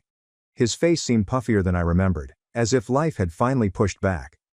They were talking to Emily's parents, smiling, shaking hands, and complimenting Adrian in the same saccharine tone that used to make my skin crawl. I did not approach them. Not yet. But then Adrian turned, and for the first time in nearly 2 decades we locked eyes, and his expression fell. Not enough to warn anyone else, but I noticed it. The flicker, the unspoken, "What is he doing here?" that passed over his neatly groomed face. He raised a glass to me, hesitated, and then immediately looked away, as if he hadn't noticed me at all. But I knew he did. More significantly, I realized he hadn't informed them that I was on my way. I snuck out before the toast and walked back to the motel, my heart pumping with adrenaline. My hands were trembling slightly, not from fear, but from anticipation. They'd asked me to come. They wanted me to rejoin the family. I was going to show them what that meant, and I hadn't even spoken yet. The wedding morning arrived, misty and tense. I stood at my hotel room's floor-length window, watching fog sweep across the wine hills like a scene from a movie. I barely slept. Not from nerves. I wasn't nervous, just remembering. My thoughts replayed everything like a silent movie. Cold pavement behind the gas station. Mrs. Grace's expression when she pulled up. When I arrived home, I found silence. I ironed my shirt carefully and painstakingly, pressing out each crease as if it were a scar that I might flatten. Then I reached for an old photograph. Folded and fading. 12-year-old me stared into the horizon, eyes wide with a mixture of terror and disbelief. I tucked it into my breast pocket, behind a silk square near to my chest. The bus to the vineyard was packed with passengers who did not know me. Distant cousins, former neighbors, and Emily's college classmates. Everyone talked on the venue, the vista, and the attire. Nobody looked my way. I preferred it that way. When I stepped off the shuttle, the surroundings had changed. White chairs spread out across the grass like dominoes. A floral arch took center stage, adorned with ivory roses and pastel greenery. Classical music filled the air, as waiters carried around glasses of Prosecco as if it were liquid gold. It was really amazing. I kept to the back. I saw them again. My parents are now seated in the front row, smiling at guests and shaking hands with the officiant. Dad laughed too loudly. Mom held a bouquet of white lilies that did not fit her at all. Adrian stood off to the side in a fitted tuxedo, speaking to someone I guessed was his best man. Emily, however, had yet to show. That's when it occurred. An older woman approached me, with exquisite silver hair and a navy blue clothing. She glanced at me for a moment before smiling graciously. "You must be Ethan." I blinked. "I am. I'm Catherine Kensington, Emily's mother." "Of course." I straightened a little and extended my hand. She accepted it with elegance but also something else. Curiosity. "Adrian said you might be here. I just wanted to say, thank you for coming." My guard went up immediately. "He said I might come." She nodded, her smile growing tighter. He admitted there had been some disconnect, but he thought this was a beginning toward mending. I could have laughed, but I did not. Instead, I said, "He's an optimist." She smiled again, but more awkwardly this time. "In any case, welcome, and please let me know if you have any questions." I saw her go away, her heels biting slightly into the grass. So Adrian informed Emily's family, but not mine. Interesting. The ceremony began like any other. Gentle music played, guests shifted in their chairs. The officiant cleared his throat, and Emily arrived, shining and flawless precisely as you'd expect. The crowd's combined breath inhaled and held. She walked down the aisle to gentle applause. Adrian waited under the arch like a prince accepting his crown, while I watched from the back row, mute. The ceremony was quick, with typical vows and uneasy laughs. I do exchange like currency. Then came the announcement, the kiss, and the applause. And with that, they were married. The reception was where everything started to unravel. It was hosted in a vast glass-walled hall that overlooked the vineyard. Chandeliers hang like frozen waterfalls. Every table had a centerpiece of orchids and floating candles. Guests were escorted to their seats using printed calligraphy cards. Mine did not exist. I calmly approached the table where my folks sat. There's an empty chair near them. The name card is designated for the family. I hovered. Mom's gaze fell on me. "Oh, you did it," she murmured, sipping wine and barely even standing. "Apparently," I said. Dad did not speak. He glanced at me with an unreadable expression and leaned back slightly, as if I were a question he didn't want to answer. I answered calmly, "I don't see a seat card for me." Mom shrugged. "It must have been a mistake." Perhaps you are at one of the other tables. We did not handle the seating arrangements. Sure, you did not. I looked around. Tables were almost filled. Laughter came from all directions. And then I noticed Adrian across the floor, engaged in conversation with Emily and two older gentlemen in tuxedos. He saw me. He did not smile. Instead, he walked straight for me. "Hey," he murmured, his voice low. "Glad you could make it." "No thanks to you," I said. He exhaled. "Listen, I didn't think you'd actually come, but you invited me. I requested Mom and Dad to invite you." "That's different." My jaw clenched. "I assumed you'd see the invitation, dismiss it, and move on as you normally do," he continued. I looked at him, tanned, styled, and confident. A man who had never actually paid for anything in blood or silence. "I came to check if he remembered," I explained quietly. "Remember what?" I didn't respond. I reached into my jacket and took out the photograph. I held it up and let it speak. His expression changed, slight but real. Eyes flew to the photo, then to my face, then back. He swallowed. "That happened years ago." "Yes," I answered. "You never spoke a word. Never instructed them to turn back. Never checked to see whether I got it home safely." He peered around as if someone could listen. "Ethan, that was an awful night. You were dramatic even then. I thought you were past it. I am over it." Something within of me stilled. "I am not here to spoil your wedding." I said, "You can relax." He offered a short, lifeless laugh. "Good, but I'm staying until the speeches." He looked at me again, as if unsure whether I was bluffing. I wasn't, since the best revenge is quiet. It is a surgical procedure, and I had prepared a toast that they would never forget. The lights in the ballroom dimmed as servers cleaned the last of the dinner plates. Guests were buzzing in a champagne haze, some leaning back with full stomachs and others dancing in nice little circles to a four-piece jazz band tucked away in the corner. Adrian and Emily sat at a long head table, their names written in gold writing behind them. Everything shined, including the wine glasses, cutlery, and people. A man wearing a powder blue suit clinked his glass. The room became quiet. "It's time for some comments from those who know the bride and husband best." There was polite applause, and Emily's father rose to speak first. His voice was smooth and practiced, a combination of wealth and warmth. He discussed Emily's childhood, her dreams, and the first time she addressed Adrian. He even joked that Adrian was so lovely that we didn't notice he was trying to marry up. Everyone laughed. The best man, Adrian's college roommate, then took over, keeping things light and amusing. Something about frat parties, Adrian's inability to cook, and how fortunate he was to have met Emily. It was the type of speech you'd expect. A little heart, a little comedy, and no rough edges. The MC then took the microphone again and looked down at a list. Finally, Ethan proposes a unique toast. The room became quiet. Everything shifted. My folks froze in the middle of their meal. Adrian's jaw stiffened. Emily blinked in uncertainty, so I stood up. I moved slowly to the microphone, ignoring the uneasy shifting around me. Several visitors whispered. Some people appeared puzzled. Others just looked, confused who I was or why I was speaking. I tapped the microphone once. It rang throughout the room.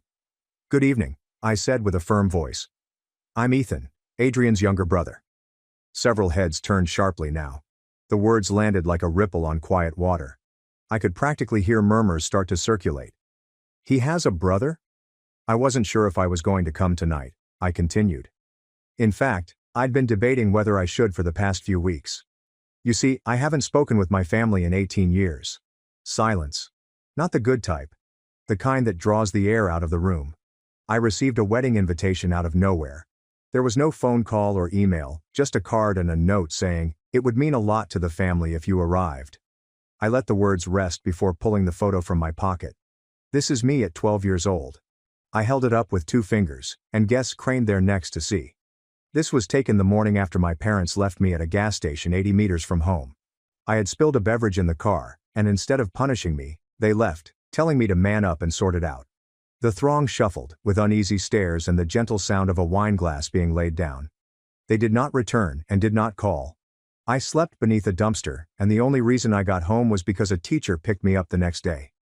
I never received an apology from my parents or Adrian, and until this wedding invitation arrived, I assumed they were all perfectly happy pretending I didn't exist.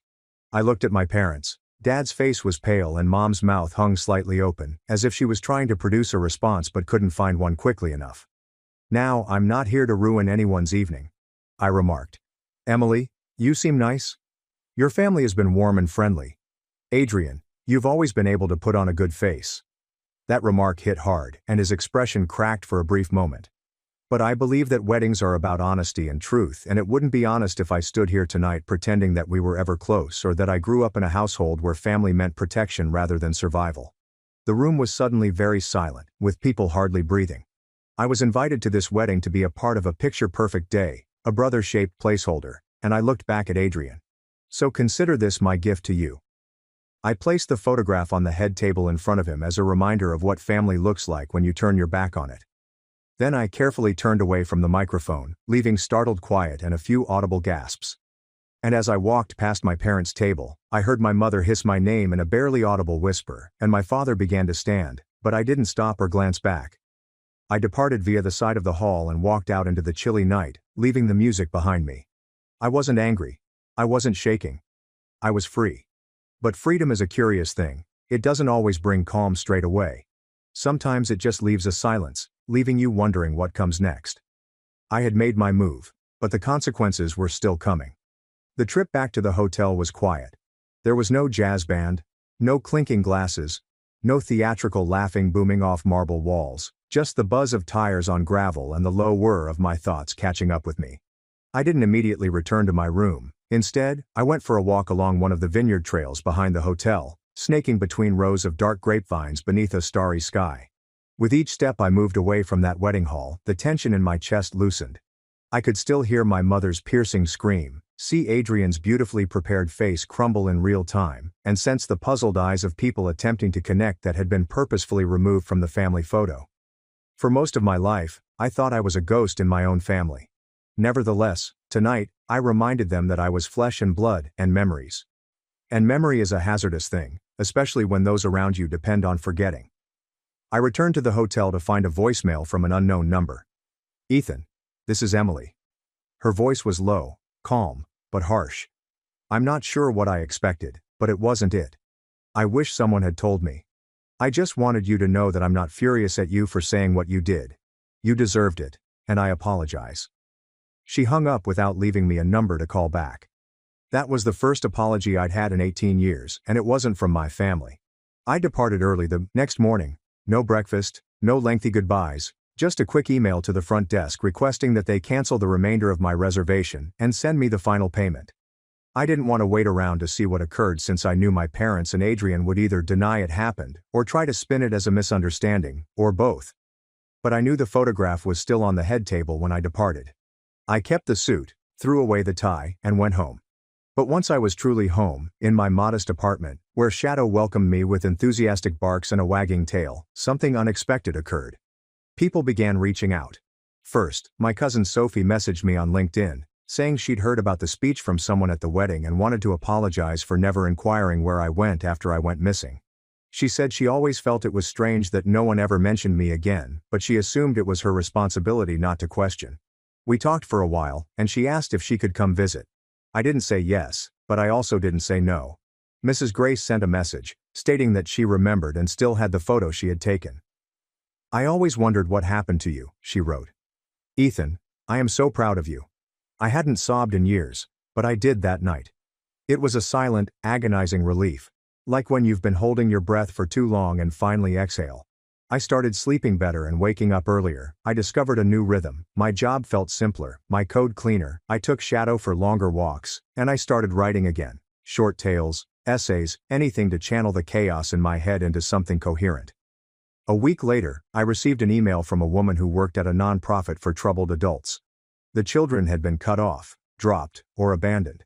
She'd learned about the wedding speech from a friend of a friend who worked the event, and she felt it was the most quietly powerful thing she'd ever heard. She asked whether I would be willing to speak at one of their private retreats, not as a motivational speaker, but as someone who had experienced it. I said yes, and that one event evolved into 2, then 4, followed by an offer to speak on a panel at a university conference about family estrangement and trauma rehabilitation. I didn't wear the suit to those. Instead, I wore a basic shirt, trousers, and on occasion, a blazer to look more polished. But I always carried the photo and would show it when I spoke, telling the tale precisely as it happened, with no embellishments, just the truth. And every time someone approached me later and said, "That happened to me as well," I was not alone. I'd never been. My voice, which they had previously described as too soft, sensitive and quiet, had finally found its volume.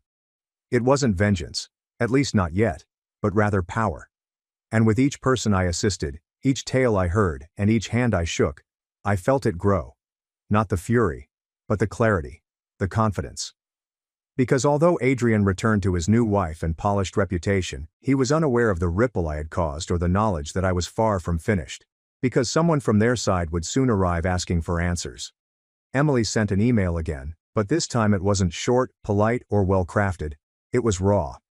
"Ethan, I have a question for you, and I need you to be honest. Did your parents truly abandon you at the age of 12? I asked Adrian, and he didn't deny it. He simply responded, "It's complicated. But when you recounted that story you sounded clear, as if you'd been carrying something heavy for a long time. If this is accurate, I need to know more. Please." I stared at the message for a long time. Emily had every reason to close the door and go on. She could have ignored me, spun it in her brain as family drama, or dismissed me as bitter or unstable. She asked for the truth, and I was not going to waste it. So I answered, telling her everything, no drama, no exaggeration, just the facts. I told her about the gas station, the quiet when I returned, how I got through school, how my name was never spoken again, and how they rewrote the family photo as if I were a blemish they could remove. I didn't blame her, and I didn't ask her to take sides. I simply told her the facts and let it sit. She replied the following day, "I believe you and I need time to digest this. They never told me. Adrian claimed he was an only kid until we got engaged. They deleted you, and now I'm wondering what else they've rewritten. Would you be willing to meet for coffee, just the two of us?" It was like watching a crack form in a window that had before been pristine. I knew better than to push, so I said sure, but let her decide the time and place.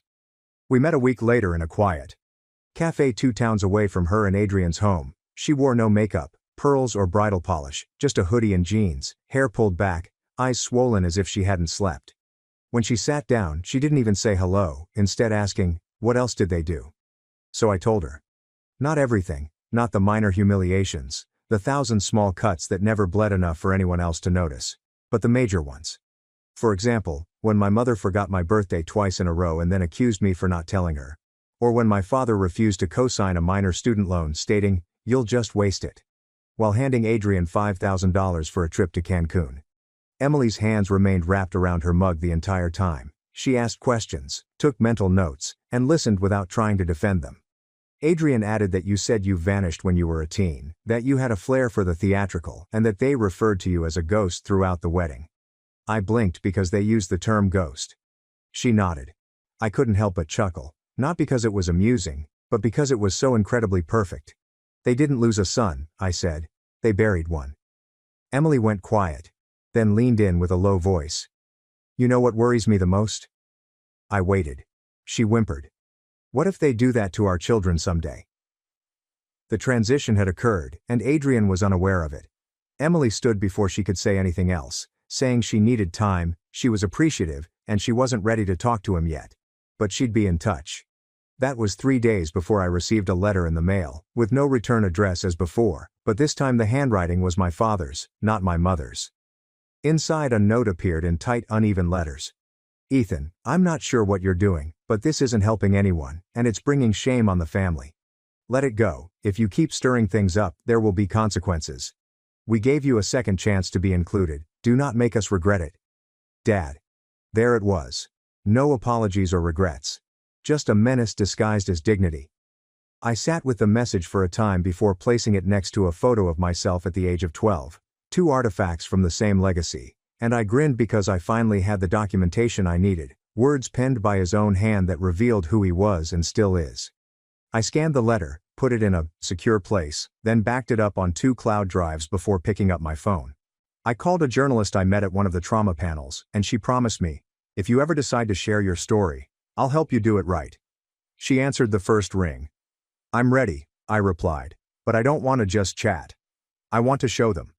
She hesitated and asked, "How far are you willing to go?" I looked down at the note, photo and name on the return invitation that attempted to erase me. All the way, I said. The piece was titled Left Behind: One Man's Quiet Escape from a Family That Tried to Erase Him.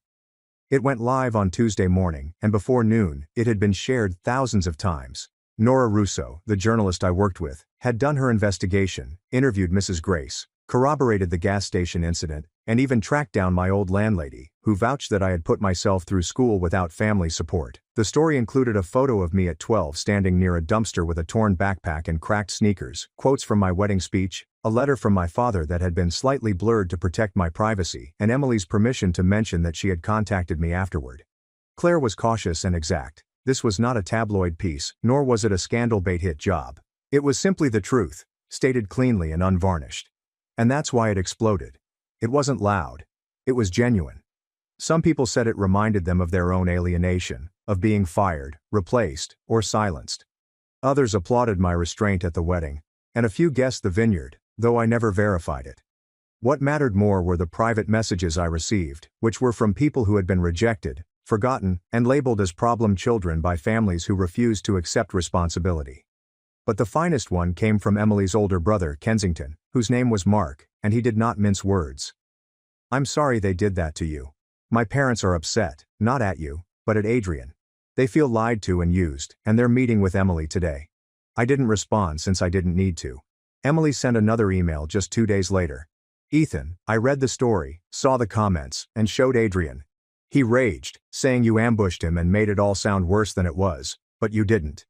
You didn't even reveal everything, which made me think you're speaking the truth. He asked me to make a decision, and I did. I'm remaining at my parents' house for the time being, and the marriage is being called off. I'm sorry it had to happen this way, but I appreciate you not letting me go into that lie with blinders on. Emily." I read the message 3 times before closing my laptop and sitting in silence for quite some time because I wasn't celebrating or gloating. I was remembering. I was remembering when I was 12 years old and stood in our hallway with a gas station candy bar in my hand, thinking they had to come back. And now, some 2 decades later, the family that had abandoned me had finally experienced what it meant to lose control of the narrative. It was not over since my parents called 3 days after the article was published. I'm not sure how they got my phone number. Either from an old friend, or maybe they finally started paying attention to the venues I'd spoken at. But when I noticed an unknown number, I let it go to voicemail and listened. It was my mother, and her voice was shaking with wrath rather than sadness. "Ethan, how dare you? We invited you. We tried to be civil, and you humiliated us. You've ruined Adrian's life. Emily's parents are threatening legal action over the gifts, deposits, and reputation. You think this is justice? It's petty, vindictive cruelty. I hope you're happy and proud of yourself." My father then answered the phone, his voice subdued and almost defeated, rather than angry. "You were always too sensitive, and I should have known you'd develop into the type of man who would turn a moment into a weapon. Congratulations, you've destroyed your family, and don't ever call us again." Then he hung up.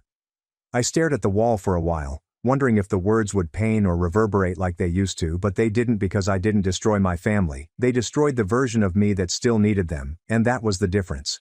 I stood up, walked to my desk, opened the drawer, and took one more look at the 12-year-old boy who had no idea what he would become.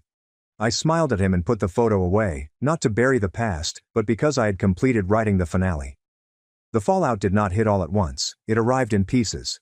First, there were rumors. Mutual acquaintances from my hometown contacted me, people I hadn't spoken to in over a decade.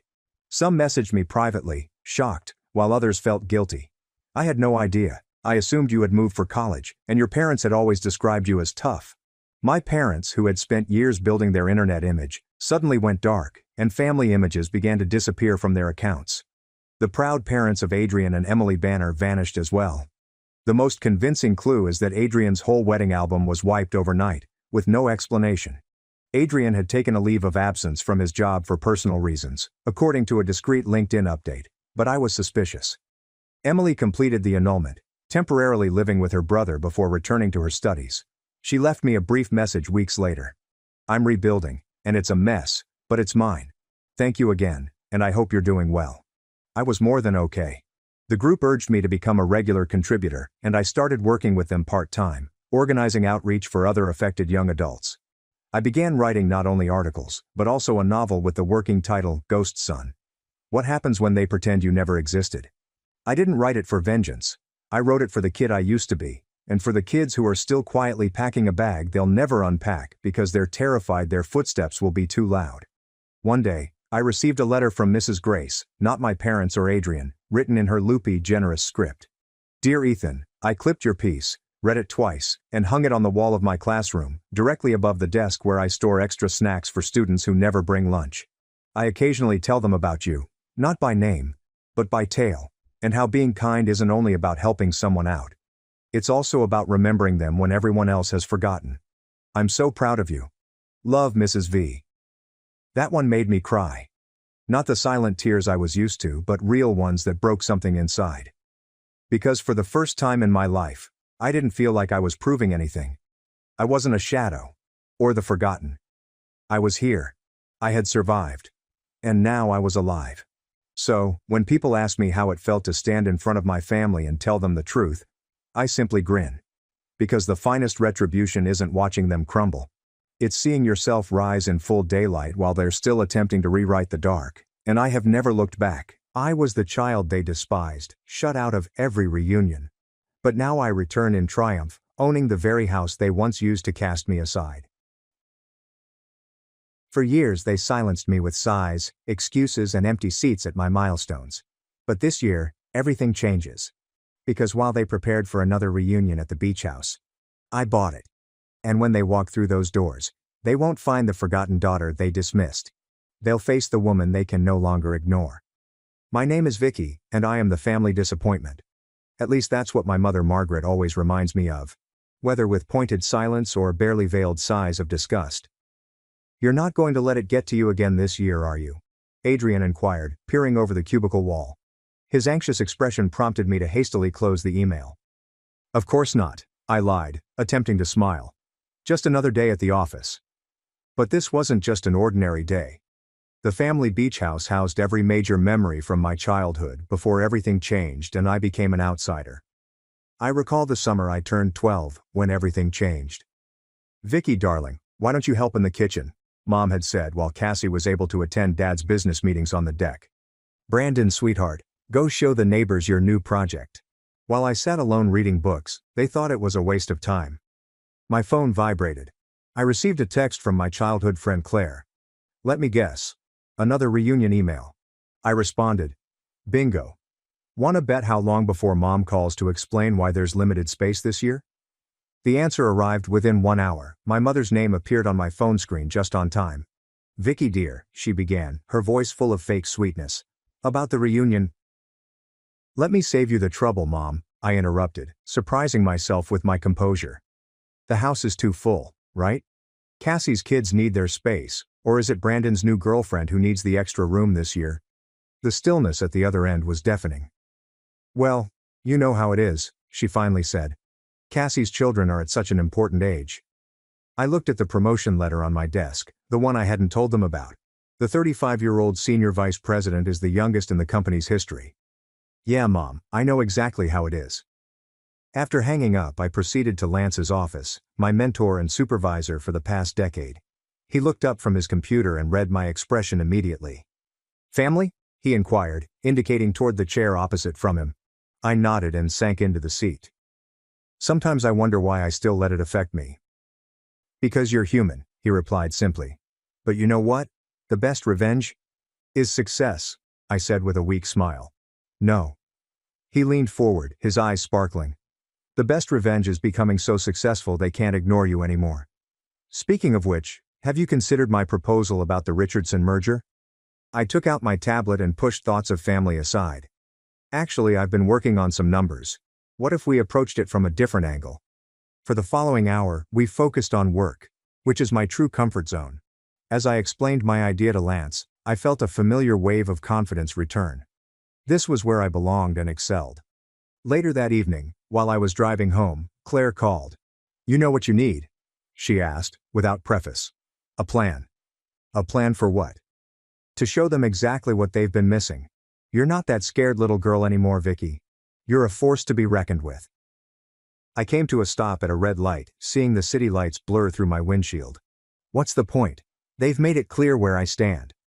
The point is, you deserve better, and maybe it's time they realize that too. After disconnecting up, I sat in my parked car, gazing over my opulent apartment complex. 10 years ago, I began as an intern, determined to prove everyone wrong. I now had everything they claimed I'd never have: success, respect, independence, with the exception of family approval. My phone received another email. Cassie shared images from last year's reunion. Smiling faces, inside jokes, and shared memories I didn't participate in. But instead of the typical pain, I sensed something else stirring within me: determination.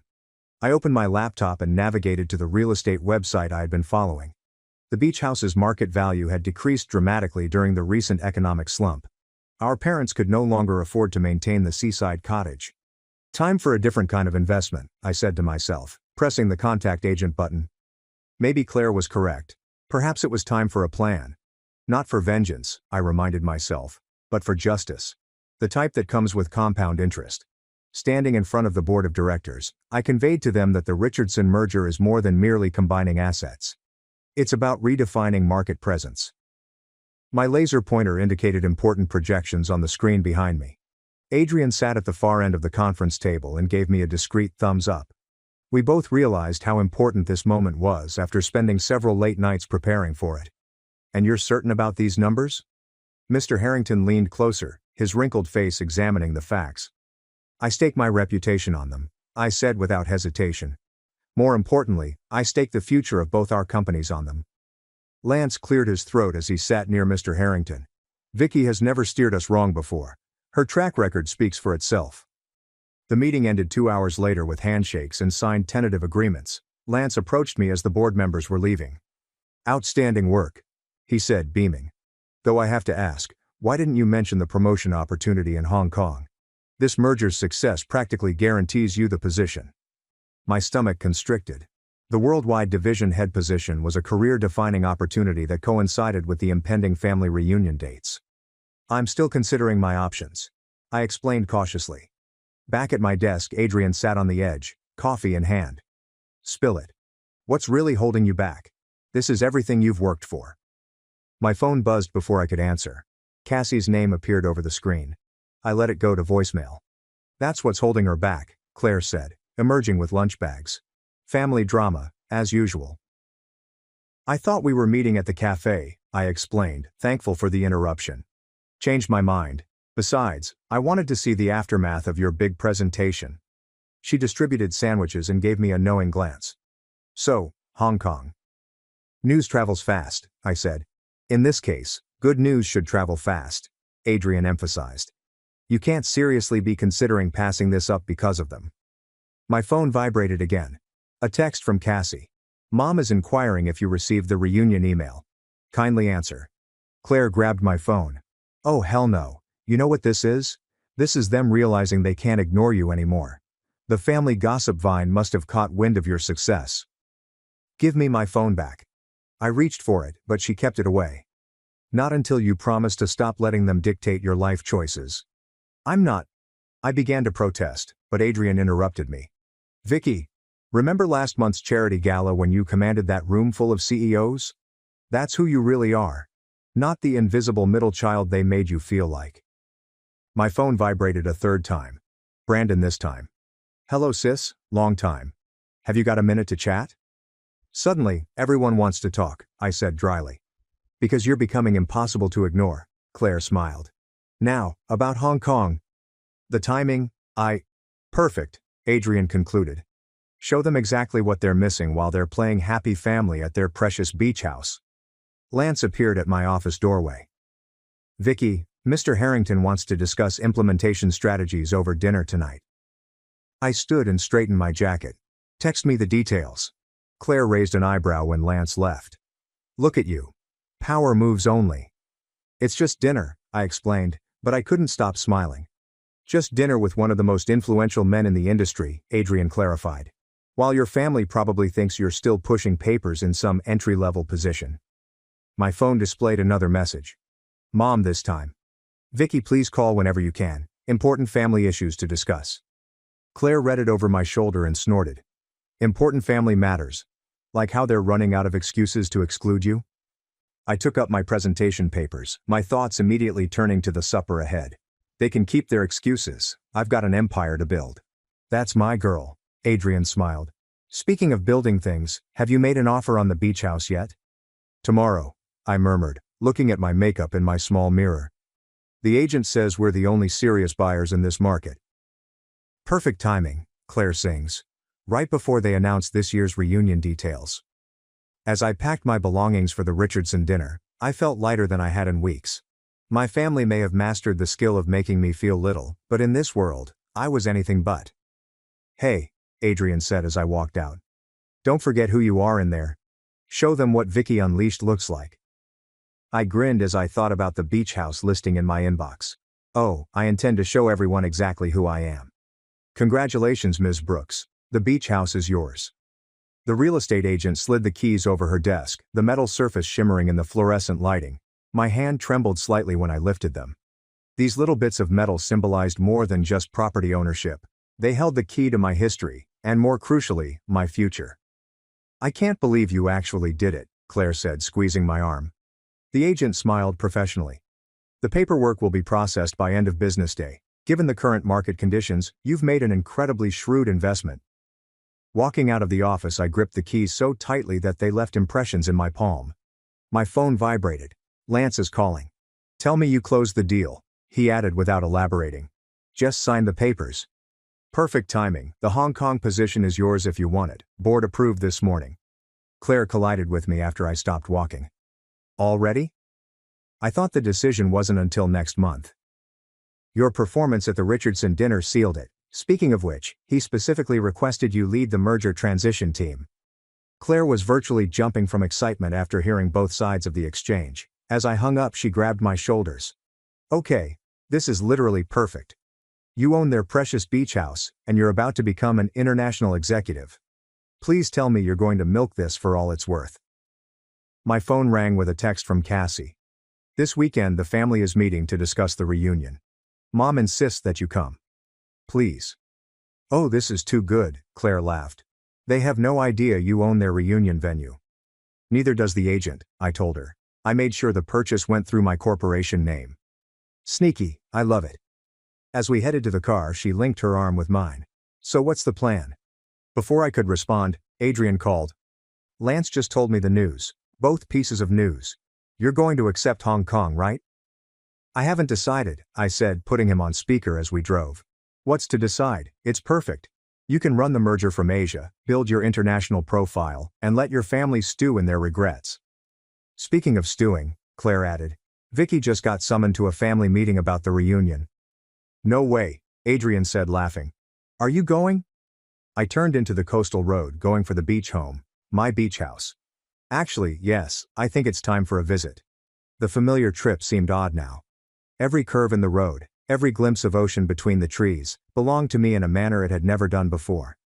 I stopped in front of the large Victorian house, which had worn blue paint and white trim just as I recalled. Claire whistled softly. I forgot how gorgeous this place is. No wonder they're desperate to keep the reunions going. I walked up the steps and unlocked the door with my new keys. The house smelt like sea salt and memories, summer nights, family dinners, and hushed conversations. But beneath it all was the wonderful perfume of success. My telephone rang. Mom. Vicky, are you coming this weekend? Cassie said she texted you. Actually, Mom, I'm at the beach house right now. Silence. Then, what? How? The realtor said it was sold. Did she? Interesting. I moved across the living room, my fingers tracing the familiar walls. Don't worry about it. I'll see you this weekend. I hung up before she could reply. Claire was recording everything on her phone, scarcely able to suppress her excitement. That was beautiful. Absolutely beautiful. Did you hear her voice crack? Send me that video, Adrian requested across the speaker. I need it for posterity. I opened the French doors to the terrace and breathed in the ocean air. You know what's funny? They always said I didn't understand the value of family tradition. But I'm the one who saved it by buying it out from under them. Claire smirked and said, sometimes the best revenge isn't about destroying something.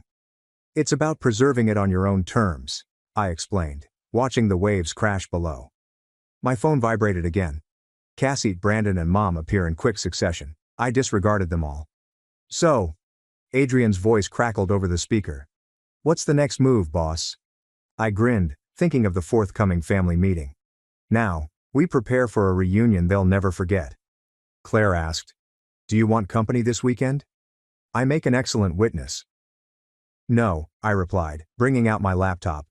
This is something I need to do alone. But first, I have a Hong Kong acceptance letter to write. Standing on my veranda, overlooking the ocean, I could feel the final parts of my plan fitting into place. The fearful little girl who used to hide in this house's corners was vanished.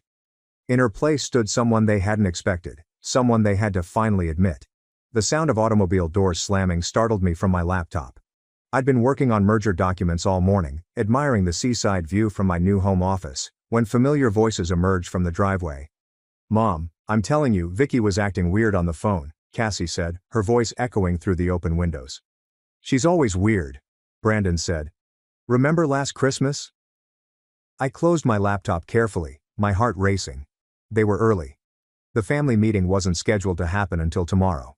Through the glass, I saw them unloading their cars as if they owned the place, which they no longer did. My phone vibrated. Adrian. Game time. They're here early, I replied back. Wish me luck. Show no mercy, was his immediate response. I heard the rattling of keys at the front door, followed by confused voices. Mom, your key isn't working, Cassie said. That's impossible. I just had it checked last month. I walked downstairs, each step calculated and deliberate in my Louboutin heels. The click of my heels on the floor silenced the noises outside. I grinned as I opened the door, taking in their surprised expressions. Looking for something? Mom's hand rose to her chest. What are you doing here? How did you get in? I live here, I simply stated, stepping aside. Please come in, my house is your house. Literally. The silence that followed was delightful. Cassie's mouth expanded and closed like a fish. Brandon dropped his duffel bag. What do you mean you live here? Mom eventually said. I strolled into the kitchen, knowing they'd follow. Coffee? I just made a fresh pot. Colombian roast. I know how much you love it, Mom. Vicky. Cassie's voice had that familiar elder sister edge. What's going on? I poured myself a cup and enjoyed their uncertainty. I thought the family meeting was tomorrow. Did I miss a memo? Oh, wait. I smirked over my cup. I guess I'm not usually included in those. Stop playing games, Brandon demanded. How are you even in here? This is our family house. Actually, I brought out my phone and opened the property documentation. It's my house now, has been for 2 weeks. Would you like to see the deed? Mom slumped onto a kitchen chair. That's impossible. We would have known. Would you? When was the last time any of you asked me what I was doing with my life? I leaned against the counter, taking in their expressions. Coffee? No, your loss. It's imported.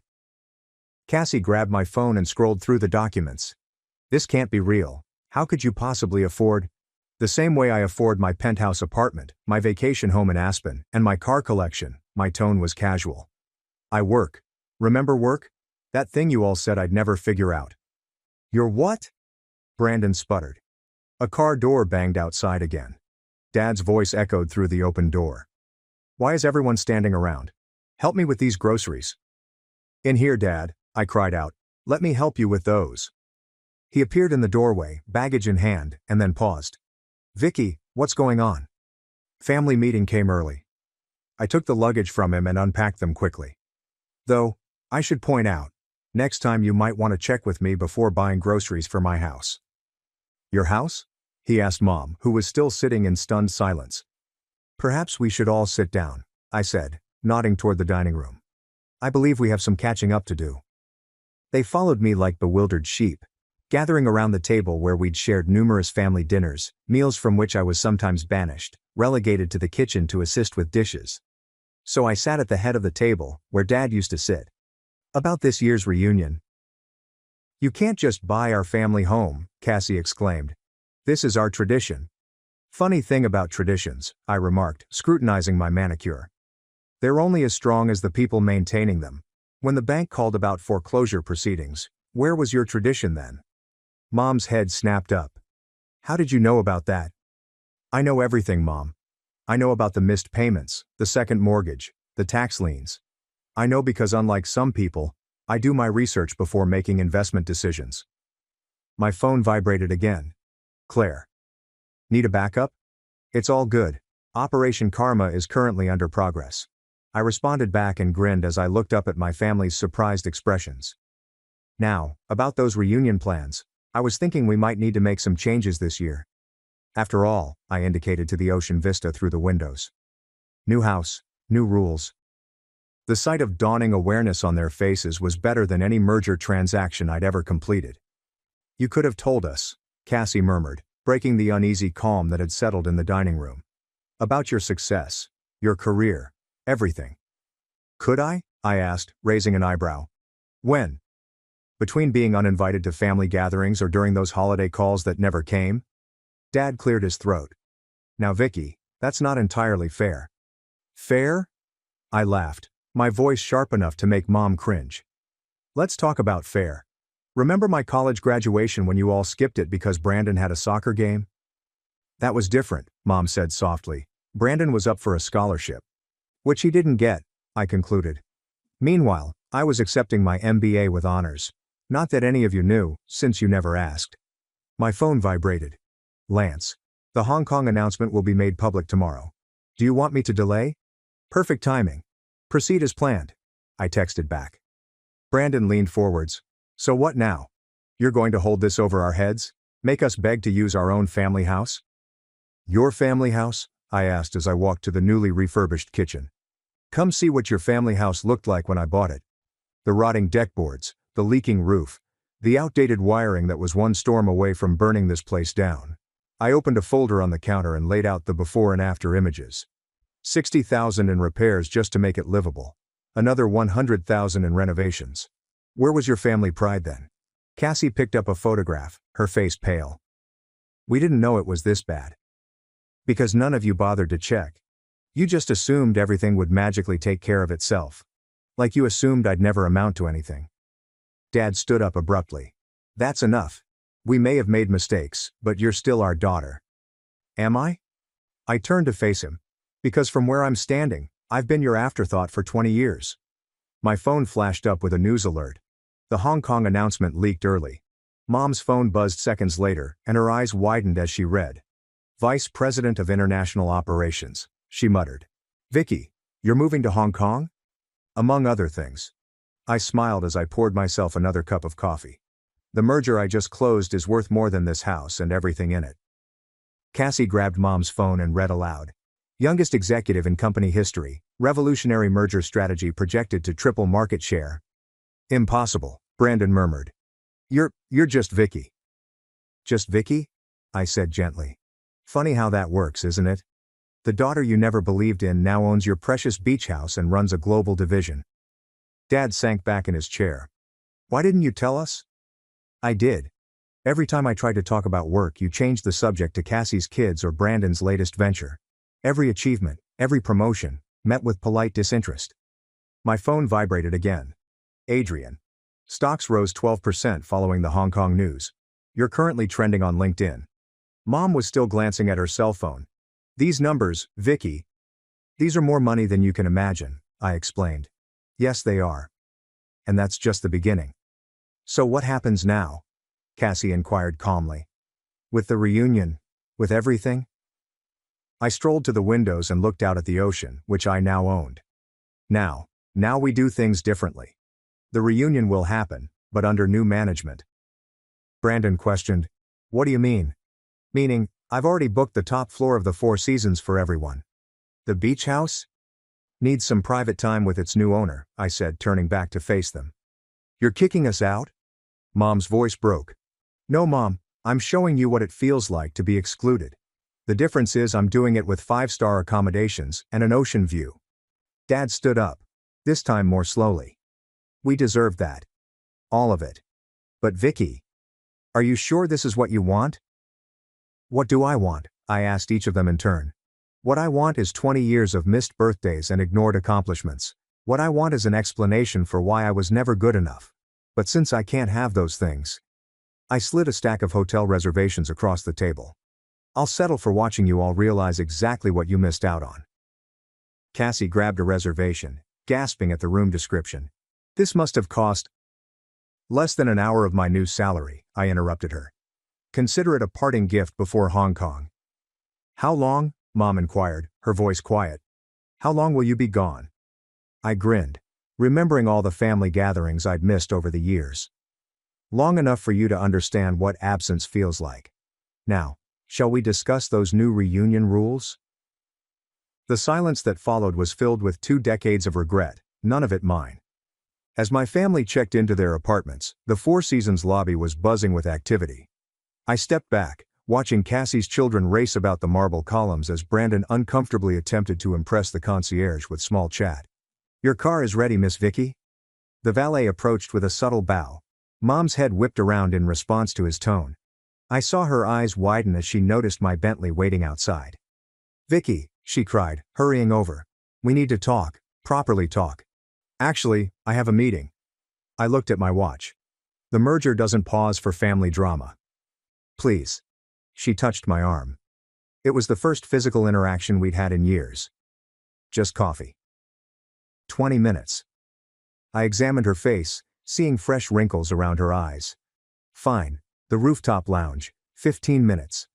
Mom fidgeted with her coffee cup upstairs while I handled urgent Hong Kong-related emails. Eventually she spoke. I didn't know you were so accomplished. Clearly. I put down my phone. Though you never asked. We thought. She hesitated, looking for words. After you dropped out of law school. I didn't drop out, I stated firmly. I got accepted to business school instead. A full scholarship to Harvard. Which you'd know if you'd bothered to read any of my letters.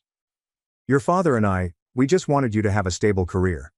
Like Cassie's law practice that she never actually started? Or Brandon's string of failed startups that you kept funding? Claire stepped in, stopping short as she noticed us. Oh, sorry, I can come back. No, stay. I motioned her over. Mom was just explaining why they never believed in me. Mrs. Brooks, Claire responded coolly. Long time no see. Though I guess you wouldn't remember me from all those holidays I spent with Vicky while you were at Cassie's house. Mom had the decency to appear embarrassed. Claire, of course I remember you. Save it. Claire sat down. I'm just here to finalize the Hong Kong details with Vicky. You know, for her massive promotion that you all ignored. My phone vibrated. Cassie. Mom? Okay. She seems upset. I responded back. She's fine. Learning some harsh realities. Vicky. Mom's voice was hardly audible. Were we really that terrible? Claire snorted, but I raised a hand. You weren't terrible, Mom. You were indifferent, which was worse. We can fix this, she begged. Now that you know I'm successful, I concluded. Now that I have money and power and influence? That's not fixing things. That's just changing your mind because I proved you wrong. The door opened again. Dad this time. Your mother's been gone a while. Oh, join us. I motioned to an empty chair. We're having a lovely chat about family dynamics. He sat heavily. Vicky, about the beach house. Already done, I interrupted him. The back taxes are paid, the liens are cleared, and the property is fully renovated. You're welcome. That's not, he began. Not what you meant, I said with a forced smile. No, it never is. Claire unlocked her laptop. Vicky, we need to finalize your Hong Kong housing allowance. They're offering 3 options. The penthouse at Victoria Harbor. I remarked without looking. I already decided. Mom's coffee cup rattled. Penthouse? Did you think international executives lived in studio apartments? Claire inquired pleasantly. My phone lit up with another text. Brandon. Tonight we're having a family supper. My reward. Can't. I responded. Board supper at Lerna Dan. Vicky, Dad leaned forward. We know we messed up, but pushing us away now, buying the beach house, moving to Hong Kong. Is this really the answer? I stood and smoothed my skirt. The beach house isn't about pushing you away.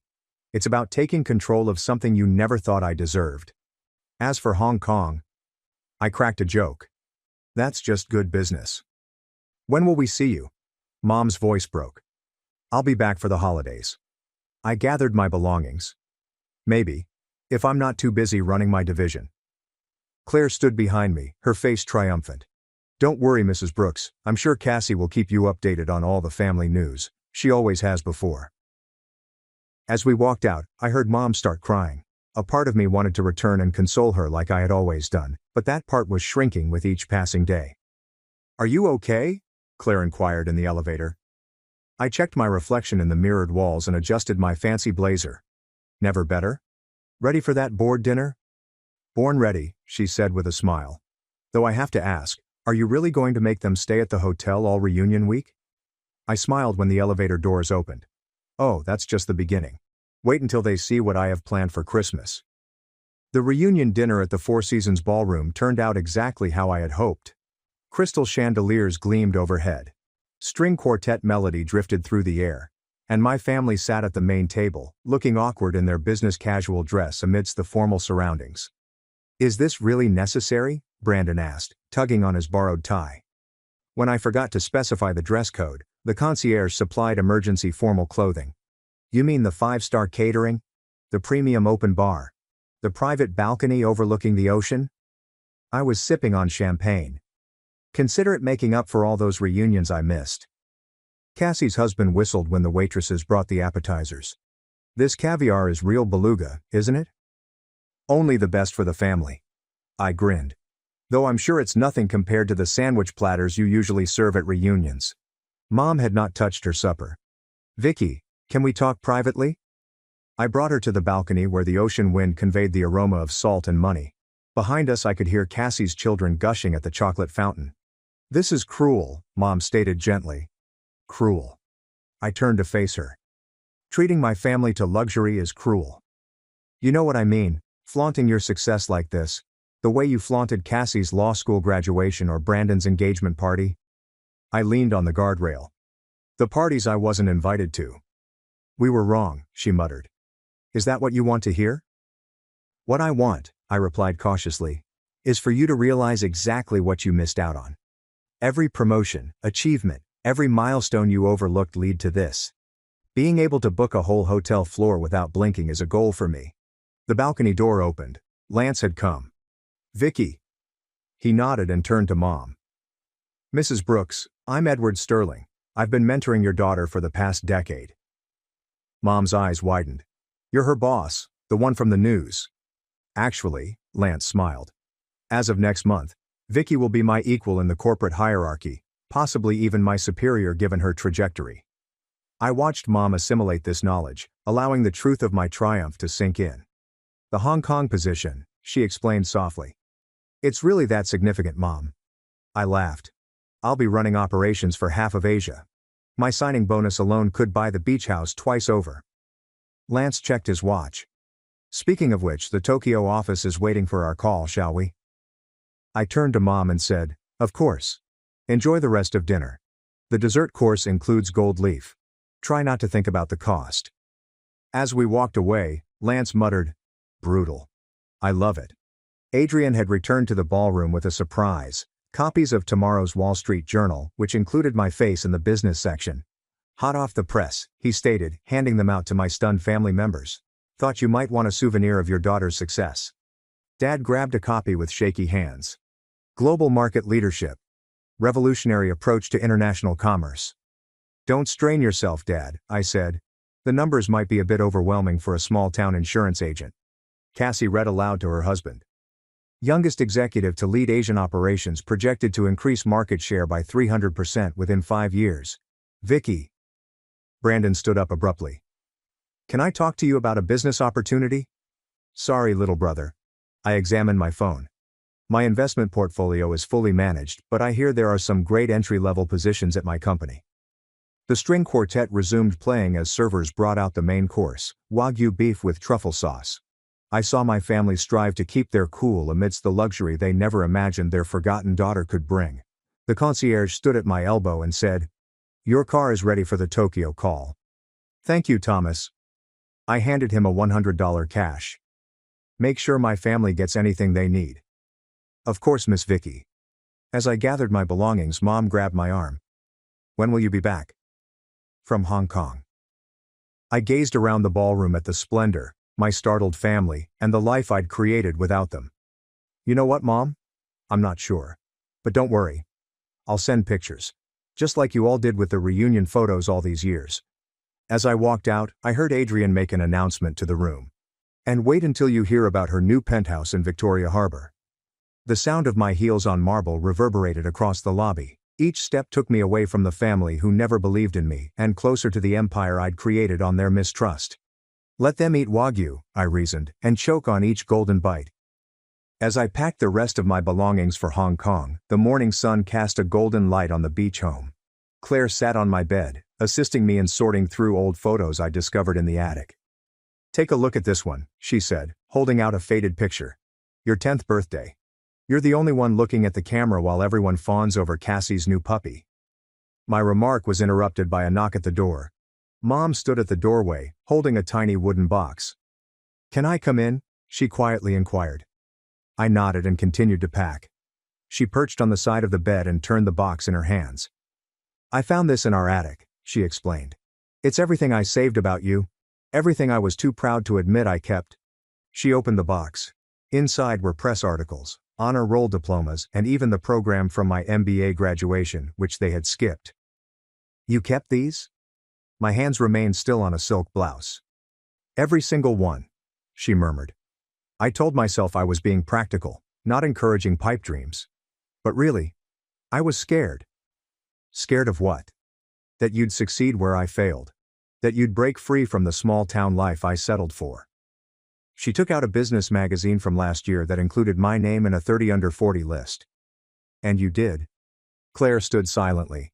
I'll give you 2 a minute. No. I grabbed her arm. Stay.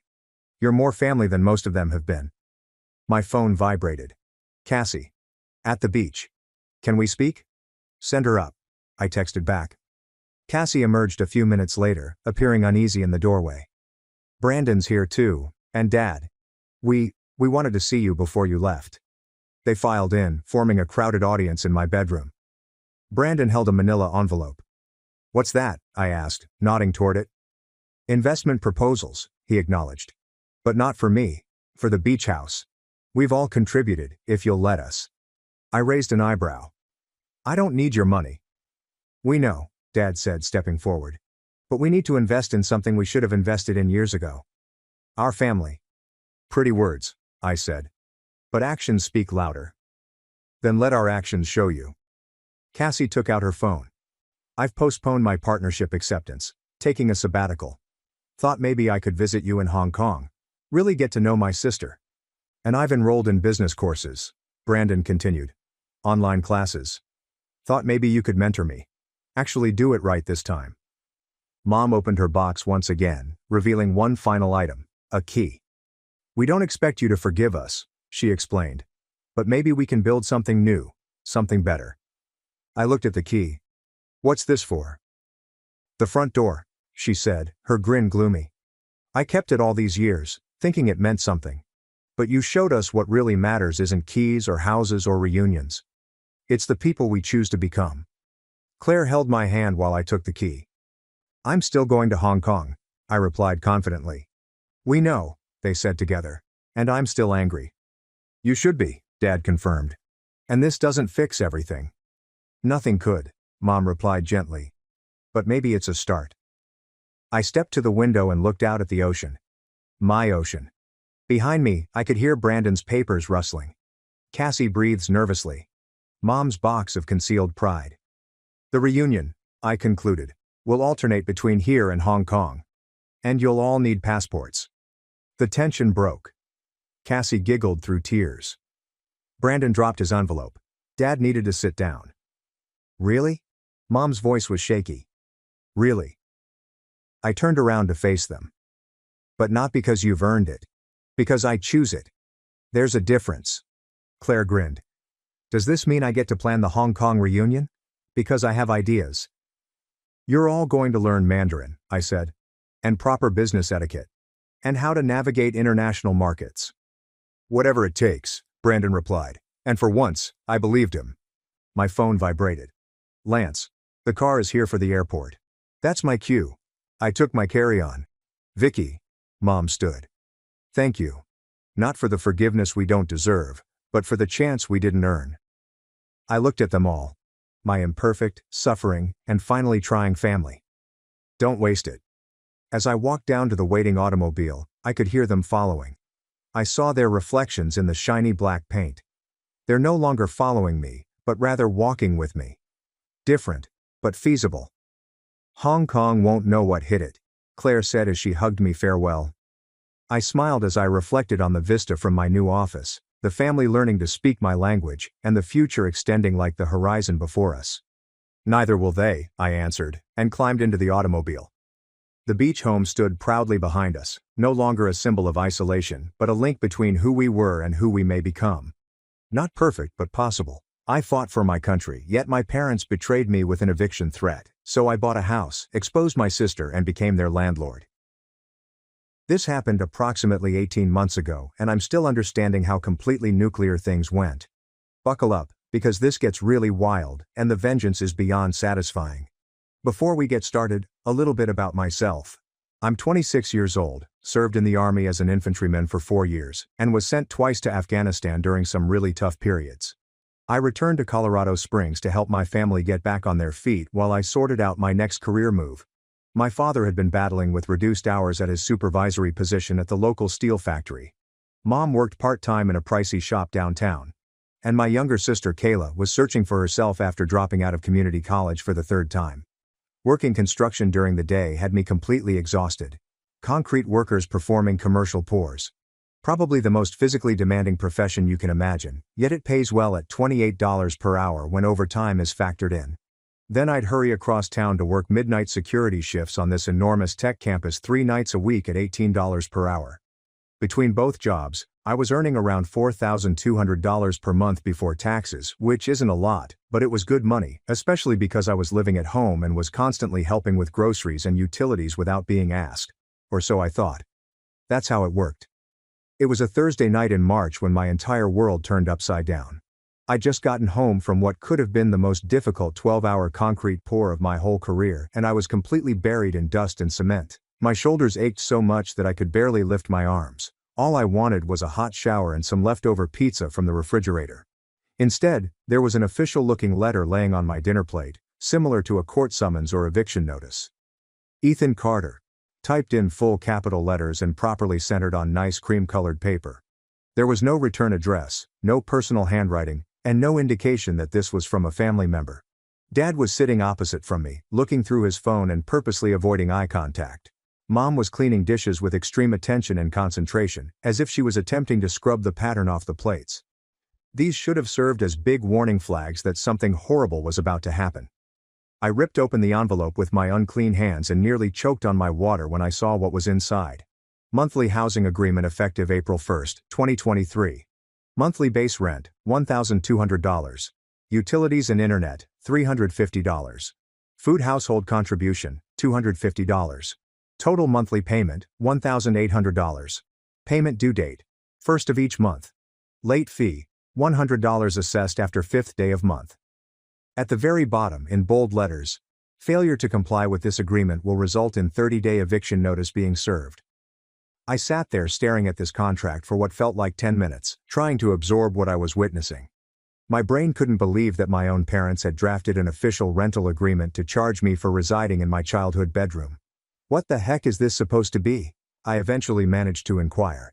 Dad eventually caught my gaze with a very serious businesslike attitude. It's time you started paying your fair share around here, son.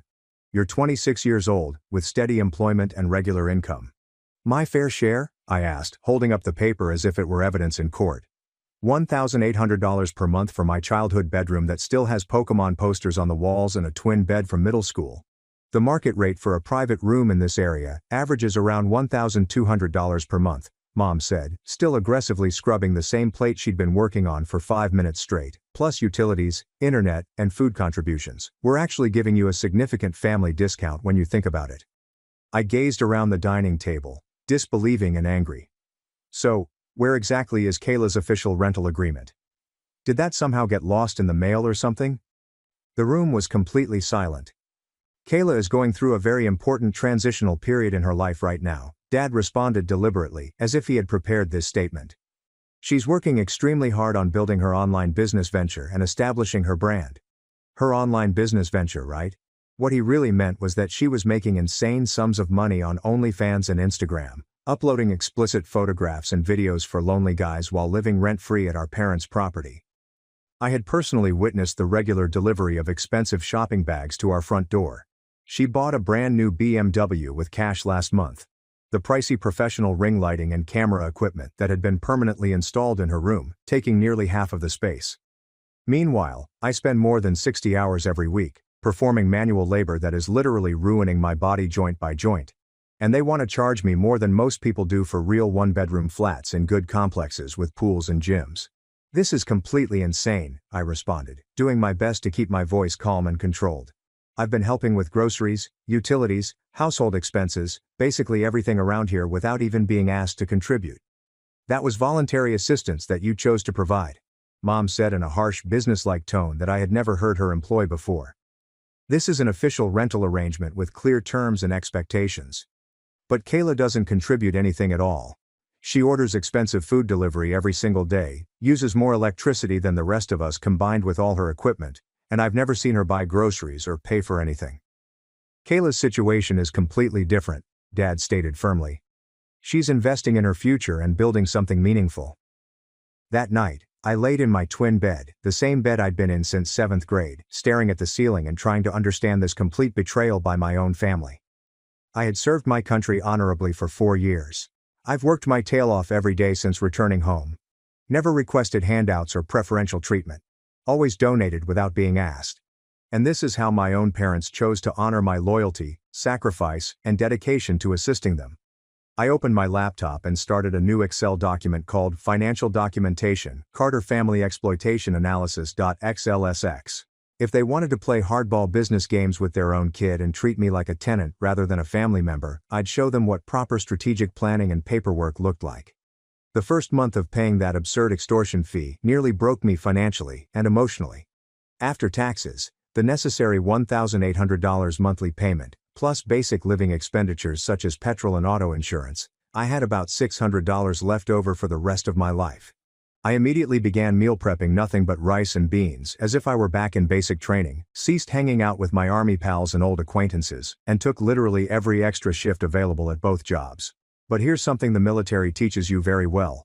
Always gather comprehensive and accurate intelligence before making any tactical maneuvers against your opponent. So that is exactly what I began doing with fanatical precision. I began meticulously chronicling everything that happened in that house. Every single utility bill I could sneakily snap when no one was looking. Every shopping receipt from when I purchased food for the household. Kayla would purchase $80 worth of quality sushi delivery through DoorDash almost every day. Every Amazon shipment sent to her, sometimes 4 or 5 every day without exaggeration. What I uncovered during this rigorous examination caused my blood pressure to spike. Our house was a rather simple 1,400 square foot ranch-style property in a nice, but certainly not luxurious neighborhood. I spent many hours researching comparable rental homes online. In the same location, entire 2-bedroom apartments with swimming pools, fitness centers, and modern appliances cost between $1,400 and $1,600 per month. My own parents charged me $1,800 for a single bedroom with shared bathroom access, and no privacy at all. However, that was far from the most frustrating aspect of the issue. Because I work in construction, I am familiar with talented tradespeople in almost every industry.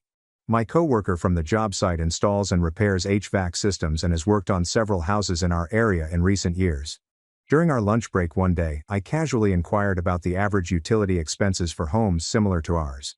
Electric should be running you maybe $150 to $200 maximum during peak summer months. Gas, probably around $100 during winter, he told me with a smile. Internet's probably another $80 to $90. Why are you asking about this stuff?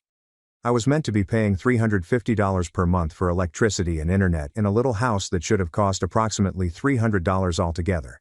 Then there was the entire food contribution trick they were pulling on me. I began keeping extremely comprehensive records of what I actually ingested versus what Kayla burned through on a regular basis.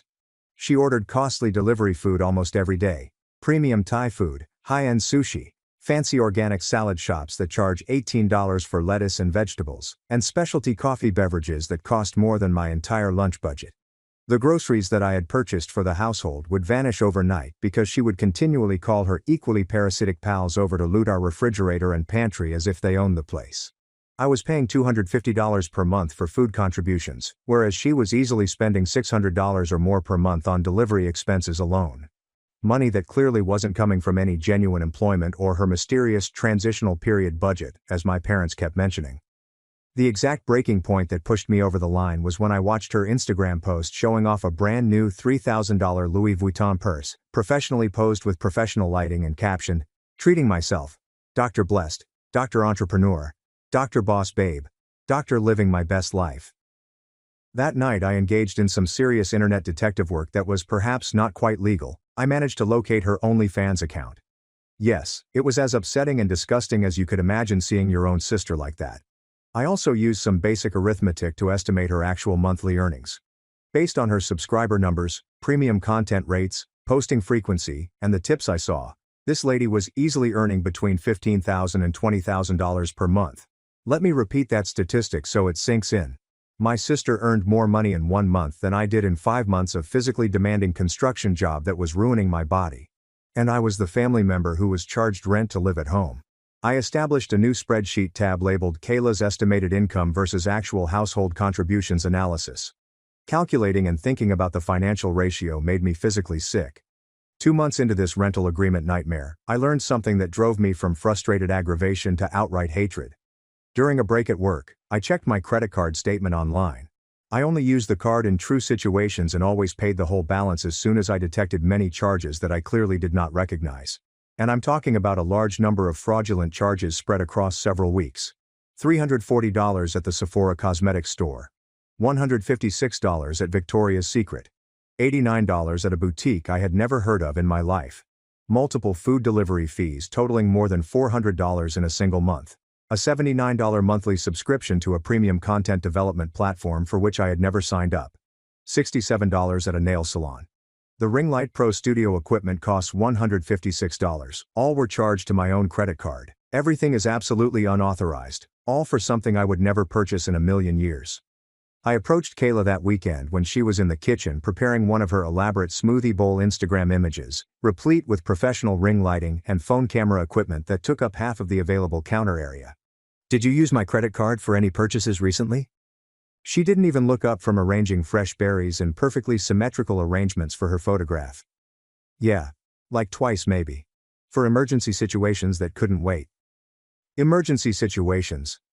I took out my phone and showed her the complete statement. $340 at Sephora constituted an emergency? I needed professional-grade supplies for content creation activities. It's a legitimate business expense that I'll write off on taxes. Paid for with my money without my permission. That's called fraud. She finally looked up at me with an eye-rolling face, as if I were being absolutely unreasonable about everything. "God, Ethan, you're being so overdramatic about every little thing. It's not like you can't afford these small amounts. You basically live here for free anyway, so what's the big deal?" For free. While paying them $1,800 per month like clockwork. You absolutely cannot just use someone else's credit card without explicit permission. That's literally credit card fraud, which is a serious crime. You gave me the account number that one time when I needed money for textbooks when I was still in school. That was over a year ago for legitimate educational expenses that we discussed beforehand. She returned to her sophisticated photography gear as if our talk were over. "Whatever, Ethan, I'll pay you back when I get around to it and have some free time." When I attempted to discuss the theft matter with my parents later that evening, Dad's response was, "You two need to work out these sibling disputes between yourselves like adults. We're not getting involved in petty arguments over money." Sibling disputes, like credit card theft, were simply petty disagreements about television remote control privileges or who got to choose dinner. I spent the entire night poring through 6 months' worth of detailed credit card statements with a fine-tooth comb. The total amount of fraudulent charges exceeded $2,800. Almost $3,000 in fraudulent purchases for beauty, costly clothing, meal delivery, subscription services, and business-related equipment. But the big kick in the gut that made me see red was discovering a $500 charge to some high-end photographic studio downtown. When I reverse searched the business location online, I discovered that it specialized in boudoir and artistic photography services, with a portfolio full of suggestive photographs. She had used my credit card to pay for professional picture shoots for her OnlyFans posts. I was practically paying my own sister's adult content career while she lived rent-free, and I was financially drained every month. That night, I opened a new browser window and began researching how to dispute fraudulent credit card charges, but I stopped midway through. Filing official fraud disputes would cause instant problems and complications, possibly even legal ones, which could backfire on me. And I began to realize that creating immediate, evident problems might not be the best long-term method for coping with this predicament. Instead, I opened new tabs and searched for asset protection measures, LLC formation criteria in Colorado, and property investment for beginners. If my family insisted on treating me like a business transaction rather than a son, perhaps it was time for me to think and act like a serious businessman who knew how to protect himself. I created the company banking account on a Tuesday during my lunch break at the building site. Drove 30 minutes across town to a credit union in an entirely different neighborhood, nestled between a pawn shop and a used car dealership. The ideal spot for keeping complete privacy and going under the radar of anyone who might know my family. The account representative was an older gentleman who appeared to have encountered every possible financial circumstance in his career and had learnt not to pass judgment. When he inquired about the company's objective and planned activities, I provided a basic explanation. Property investments, financial advisory services, and asset management. I funded the original account with my construction company's quarterly safety bonus of $1,200, which I received for having 0 workplace mishaps in the previous 3 months. It wasn't a lot, but it provided a firm foundation on which I could carefully grow. Any particular reason for choosing a separate financial institution over your current bank? The representative inquired in a professional tone. Just keeping a clear separation between business and personal finances, I explained gently. You know how important proper accounting practices are for tax purposes and legal protection. I incorporated the entire organization into Rodco Holdings, LLC, which was named after my family's surname but generic enough to prevent drawing notice from anyone who was casually investigating business data. All business correspondence was addressed to a PO. Hired a box from a postal facility across town under the company's name. That evening, I fully upgraded and expanded my spreadsheet documentation system.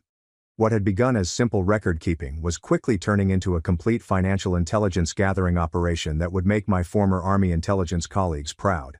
I made detailed tabs for monthly rent payments and fee tracking analysis, household expenses breakdown, actual costs versus amounts charged to me, Kayla's unauthorized spending documentation with dates and amounts, parents' actual income and expense patterns based on observation, local property research and market analysis data, legal precedent research for financial exploitation cases, asset protection strategies, and business formation options. The more I looked into my family's true financial status, the more disturbing the whole image got. I realized Dad had been entirely lying about his employment condition after very careful monitoring and stealthy document photographing when no one was home. He was not actually laid off or working fewer hours, as he had claimed for months. He was still working full-time at the steel factory, but on a new shift schedule and earning around $3,800 per month before taxes. Mom's purported part-time boutique job paid a respectable $2,200 per month. Their total household income was firmly in the middle-class range, so why did they keep claiming to be in financial trouble and unable to pay essential bills? The answer became obvious when I began tracking their actual spending patterns and habits over several weeks. Dad was spending $300 or more per month at an Indian casino about an hour outside of town. On weekend visits he said were for job interviews or networking activities, but were clearly gambling binges.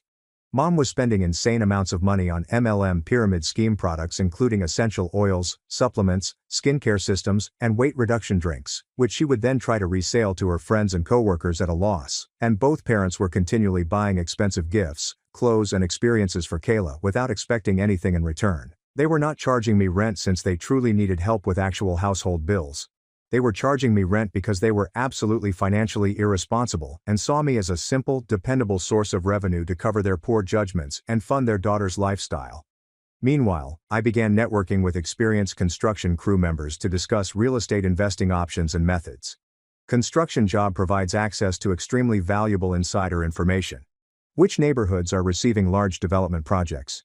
Which properties have concealed structural issues that are not visible to typical buyers? Where and why do clever investors move their money? My foreman has been flipping houses as a prosperous side business for more than a decade. During our lunch breaks, he began educating me about property investment principles, market analysis methodologies, remodeling cost estimation, and, most crucially, how to structure real estate transactions for maximum privacy and tax benefits. The key to everything in this business, he continued while we ate sandwiches in his vehicle, is having better information than the other party in any transaction. When you know more than they do about the real situation, you control the entire outcome. I took that advice seriously and began applying the same concepts to my family circumstances. 4 months into this rental agreement nightmare, my foreman contacted me with something that may drastically change my destiny. "Hey, remember that house where we did the emergency foundation repair work last month? The one over on Maple Street with the cracked basement?" I definitely remembered. Very pleasant area with good construction quality throughout. However, the property owners were going through a very unpleasant divorce, and both parties wanted to sell quickly and move on with their lives. It's going to public auction next week. Divorce proceedings got really messy with lawyers involved. Neither spouse wants to keep the property, and the bank is highly motivated to move it quickly to avoid foreclosure costs. He sent me the official auction description over the cell phone: 3-bedroom ranch-style house with 1,800 square feet of living space, a 2-car attached garage, and a nice-sized yard with mature landscaping and established trees. Under typical market conditions, it may be valued $280,000 or more. The auction estimate range was set as $180,000 to $200,000. Cash purchasers receive significant preference and priority positioning. You interested in potentially partnering up on this deal? For months I had been diligently conserving every possible dime. In addition, my military experience provided me with VA loan benefits, but I was still a long way from having that much capital accessible for investment. Then, my foreman revealed the true opportunity hiding in this predicament. Property needs approximately $30,000 in renovation and improvement work, mostly cosmetic improvements and updates that we could easily handle ourselves with our skills and contractor connections. But here's the really interesting part: location and size mean you could easily rent it for $2,200 to $2,400 monthly. And this is being conservative with market estimates. He used his phone's browser to look up comparable rental properties in the same neighborhood. His stats were not overstated at all. Similar houses were renting for the same amounts. I provide the real estate expertise, contractor network connections, and project management experience. You provide the capital investment and handle ongoing property management responsibilities.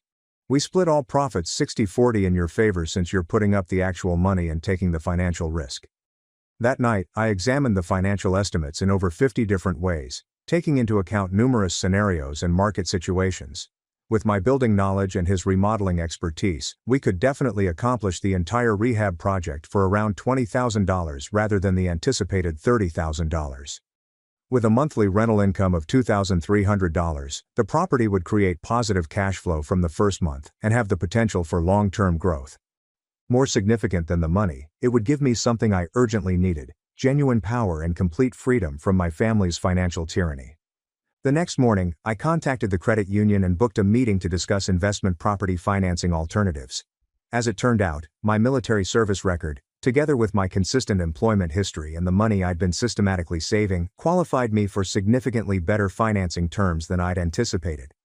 By Thursday afternoon, Rodco Holdings LLC had received official pre-approval for $200,000 in property investment financing at attractive interest rates. Friday morning, my foreman and I stood on the courthouse steps, waiting for the public auction to start. Bidding began at $160,000. There were perhaps 8 other potential bidders present, but most of them left soon as it became clear that this was not going to be a cheap deal. My foreman and I had previously agreed on a maximum bid of $190,000, which we would not exceed. When the auctioneer's hammer dropped at $185,000, we had officially purchased our first investment property. Walking away from the courthouse, I felt something I hadn't felt in months. Not just hope or optimism, but real power and influence over my own fate. For the first time since the beginning of this familial exploitation issue, I wasn't simply reacting defensively to what others were doing to me. I was making smart offensive maneuvers that may affect everything. The next 6 weeks were some of the most physically demanding work I'd ever done, but it was also the most personally rewarding and meaningful. My foreman and I spent every weekend and most workday evenings renovating that auction property into something truly unique and move-in ready. We installed new luxury vinyl flooring throughout the house, painted in modern neutral colors that would appeal to professional tenants, replaced all light fixtures with energy-efficient LED systems, and completely renovated the kitchen with granite countertops and matching stainless steel appliances. I did the majority of the actual physical labor myself, which dramatically reduced material expenses while providing me with something practical and forward-thinking to focus on, aside from the continuous mess at home. My parents barely noticed my disappearance on most weekends and evenings.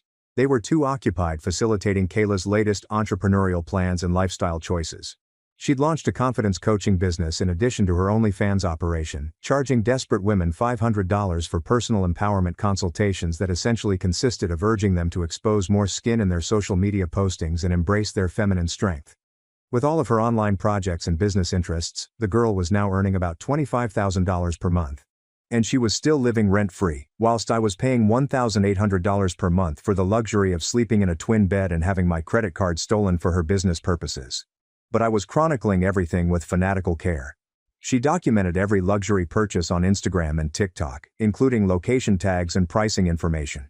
Every time she borrowed her parents' automobiles instead of her own BMW, either it was in the shop or she didn't want to put miles on it. Every family dinner where she bought expensive takeaway for everyone, and then cleverly forgot her wallet when the bill arrived, forcing my parents to pay. The renovation project was nearing completion when I came across something that radically altered my perspective of what my parents were planned.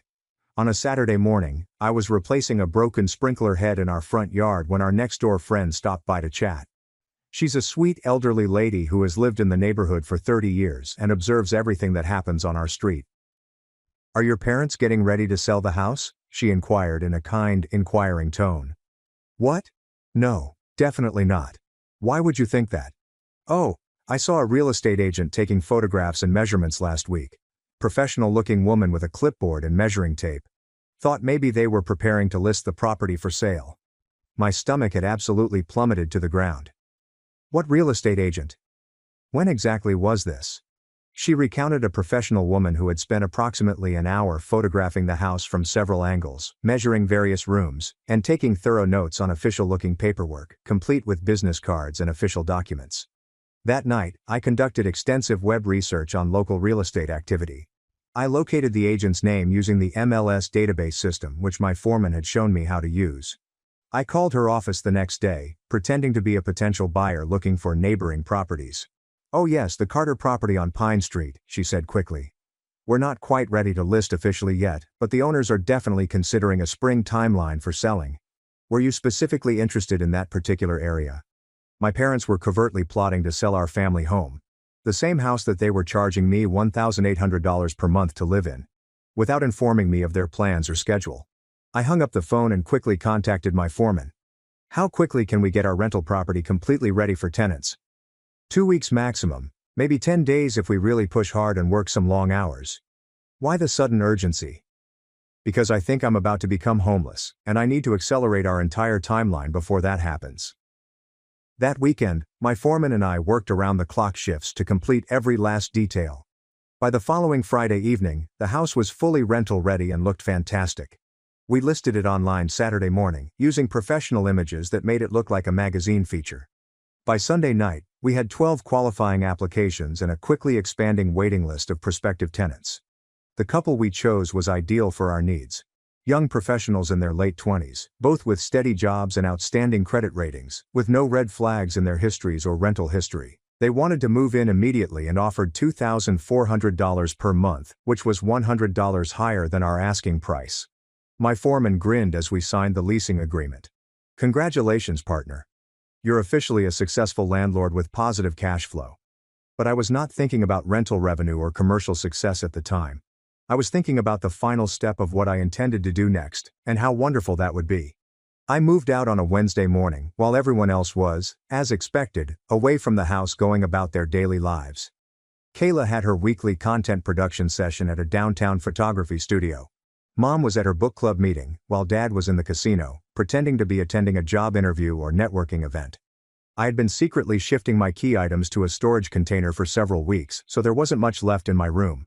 Essential clothing, my laptop computer, and a few personal belongings having sentimental value from my military career. Everything that was actually important to me fit easily into my pickup truck with room to spare. On the kitchen table, I placed my house key in a single piece of paper with a short professional message. "I am terminating my rental agreement with this property with immediate effect." As agreed, the final rent payment was processed on March 1st, and all utilities and services registered in my name will be disconnected within 48 hours.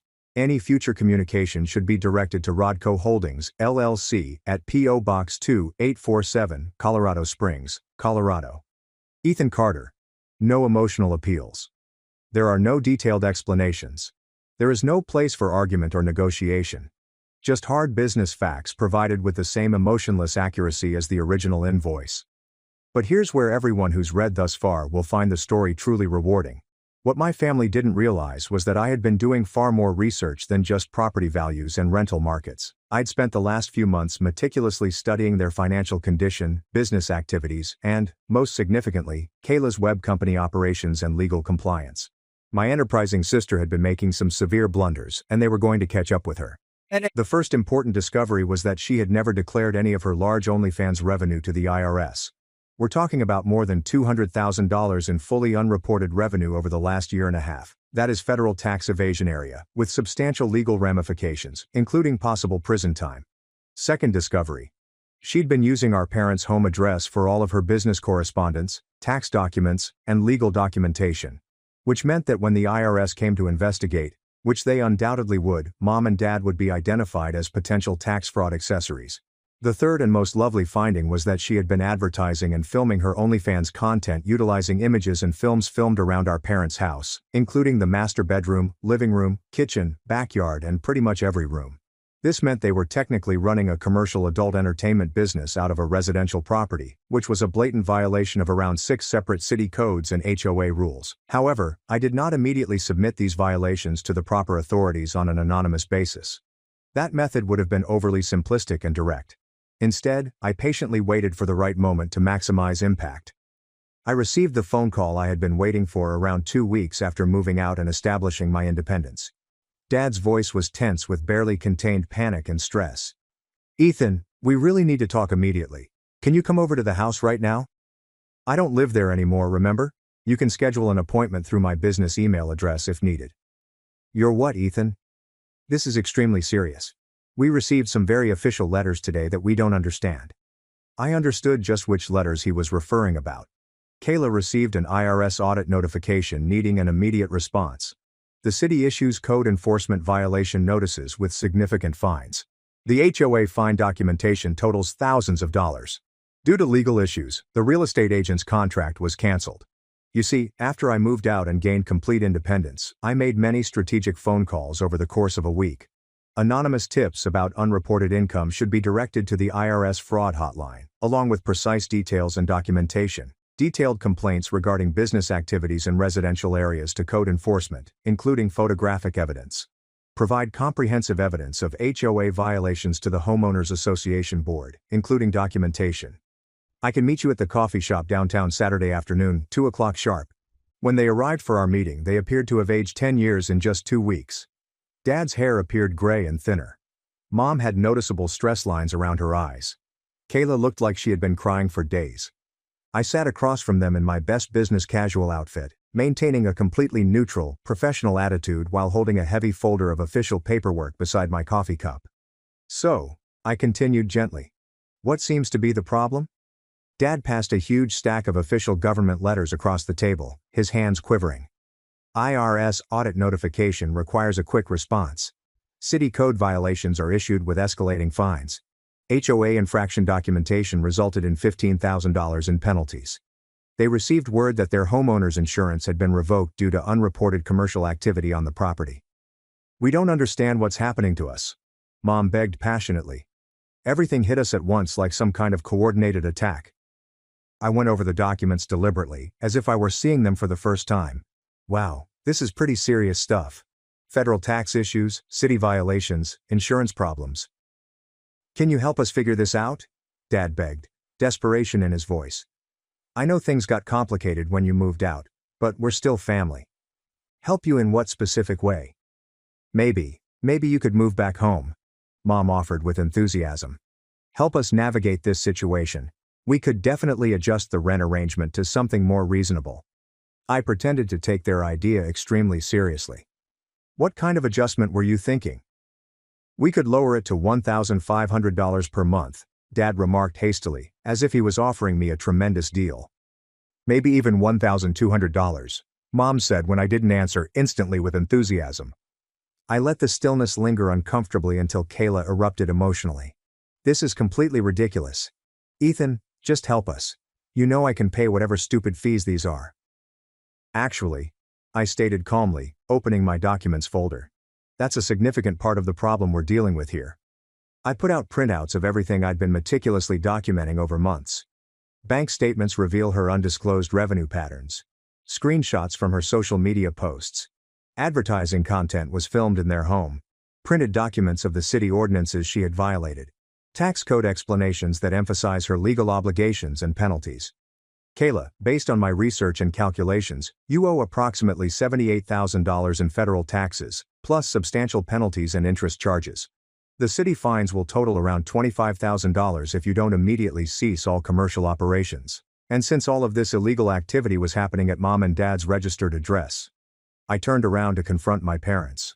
You're considered legal accessories under federal law. Dad's face had lost its color totally. What does that mean exactly? It means the IRS can pursue your assets too. House, vehicles, bank accounts, retirement savings. Everything you own can be seized to pay these debts. Kayla stared at the documents as if they were written in a completely alien language. But I didn't know I had to pay taxes on that income. Nobody told me. Ignorance of tax law isn't considered a legal defense, I stated matter-of-factly. But there might be a potential solution to this situation. Hope flared desperately in Dad's eyes. What kind of solution? Well, you need immediate cash flow to start paying these substantial debts before they get worse. You need someone with business experience to help navigate these complex legal issues. And you need to completely restructure your entire financial situation to ensure compliance. I retrieved another set of official paperwork from my folder. Rodco Holdings LLC is prepared to offer a comprehensive debt management and property improvement package that could solve all of these problems.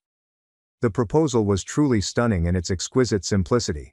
Rodco would buy their house for $220,000, which was about $30,000 less than the current market value but enough to cover their existing mortgage and some tax debt. They may then rent the property back from me for $2,200 per month. While they worked out their legal and financial issues, Kayla was compelled to immediately cease all content creation activities and seek real job in order to begin paying her significant tax responsibilities. All of her future income would be tracked and managed by Rodco to assure perfect legal compliance. Mom and Dad would keep their current occupations, but all of their funds would be controlled using a tight budget system that I would personally oversee to avoid future difficulties. This is completely insane, Kayla exclaimed, her voice rising. You want us to pay you rent to live in our own house? It's not your house anymore, I said gently.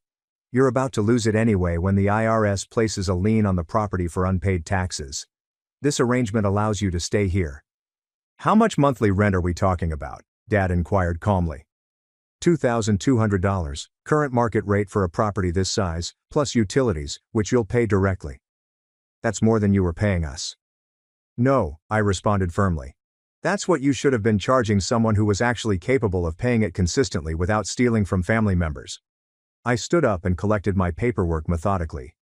You have exactly 48 hours to make your decision.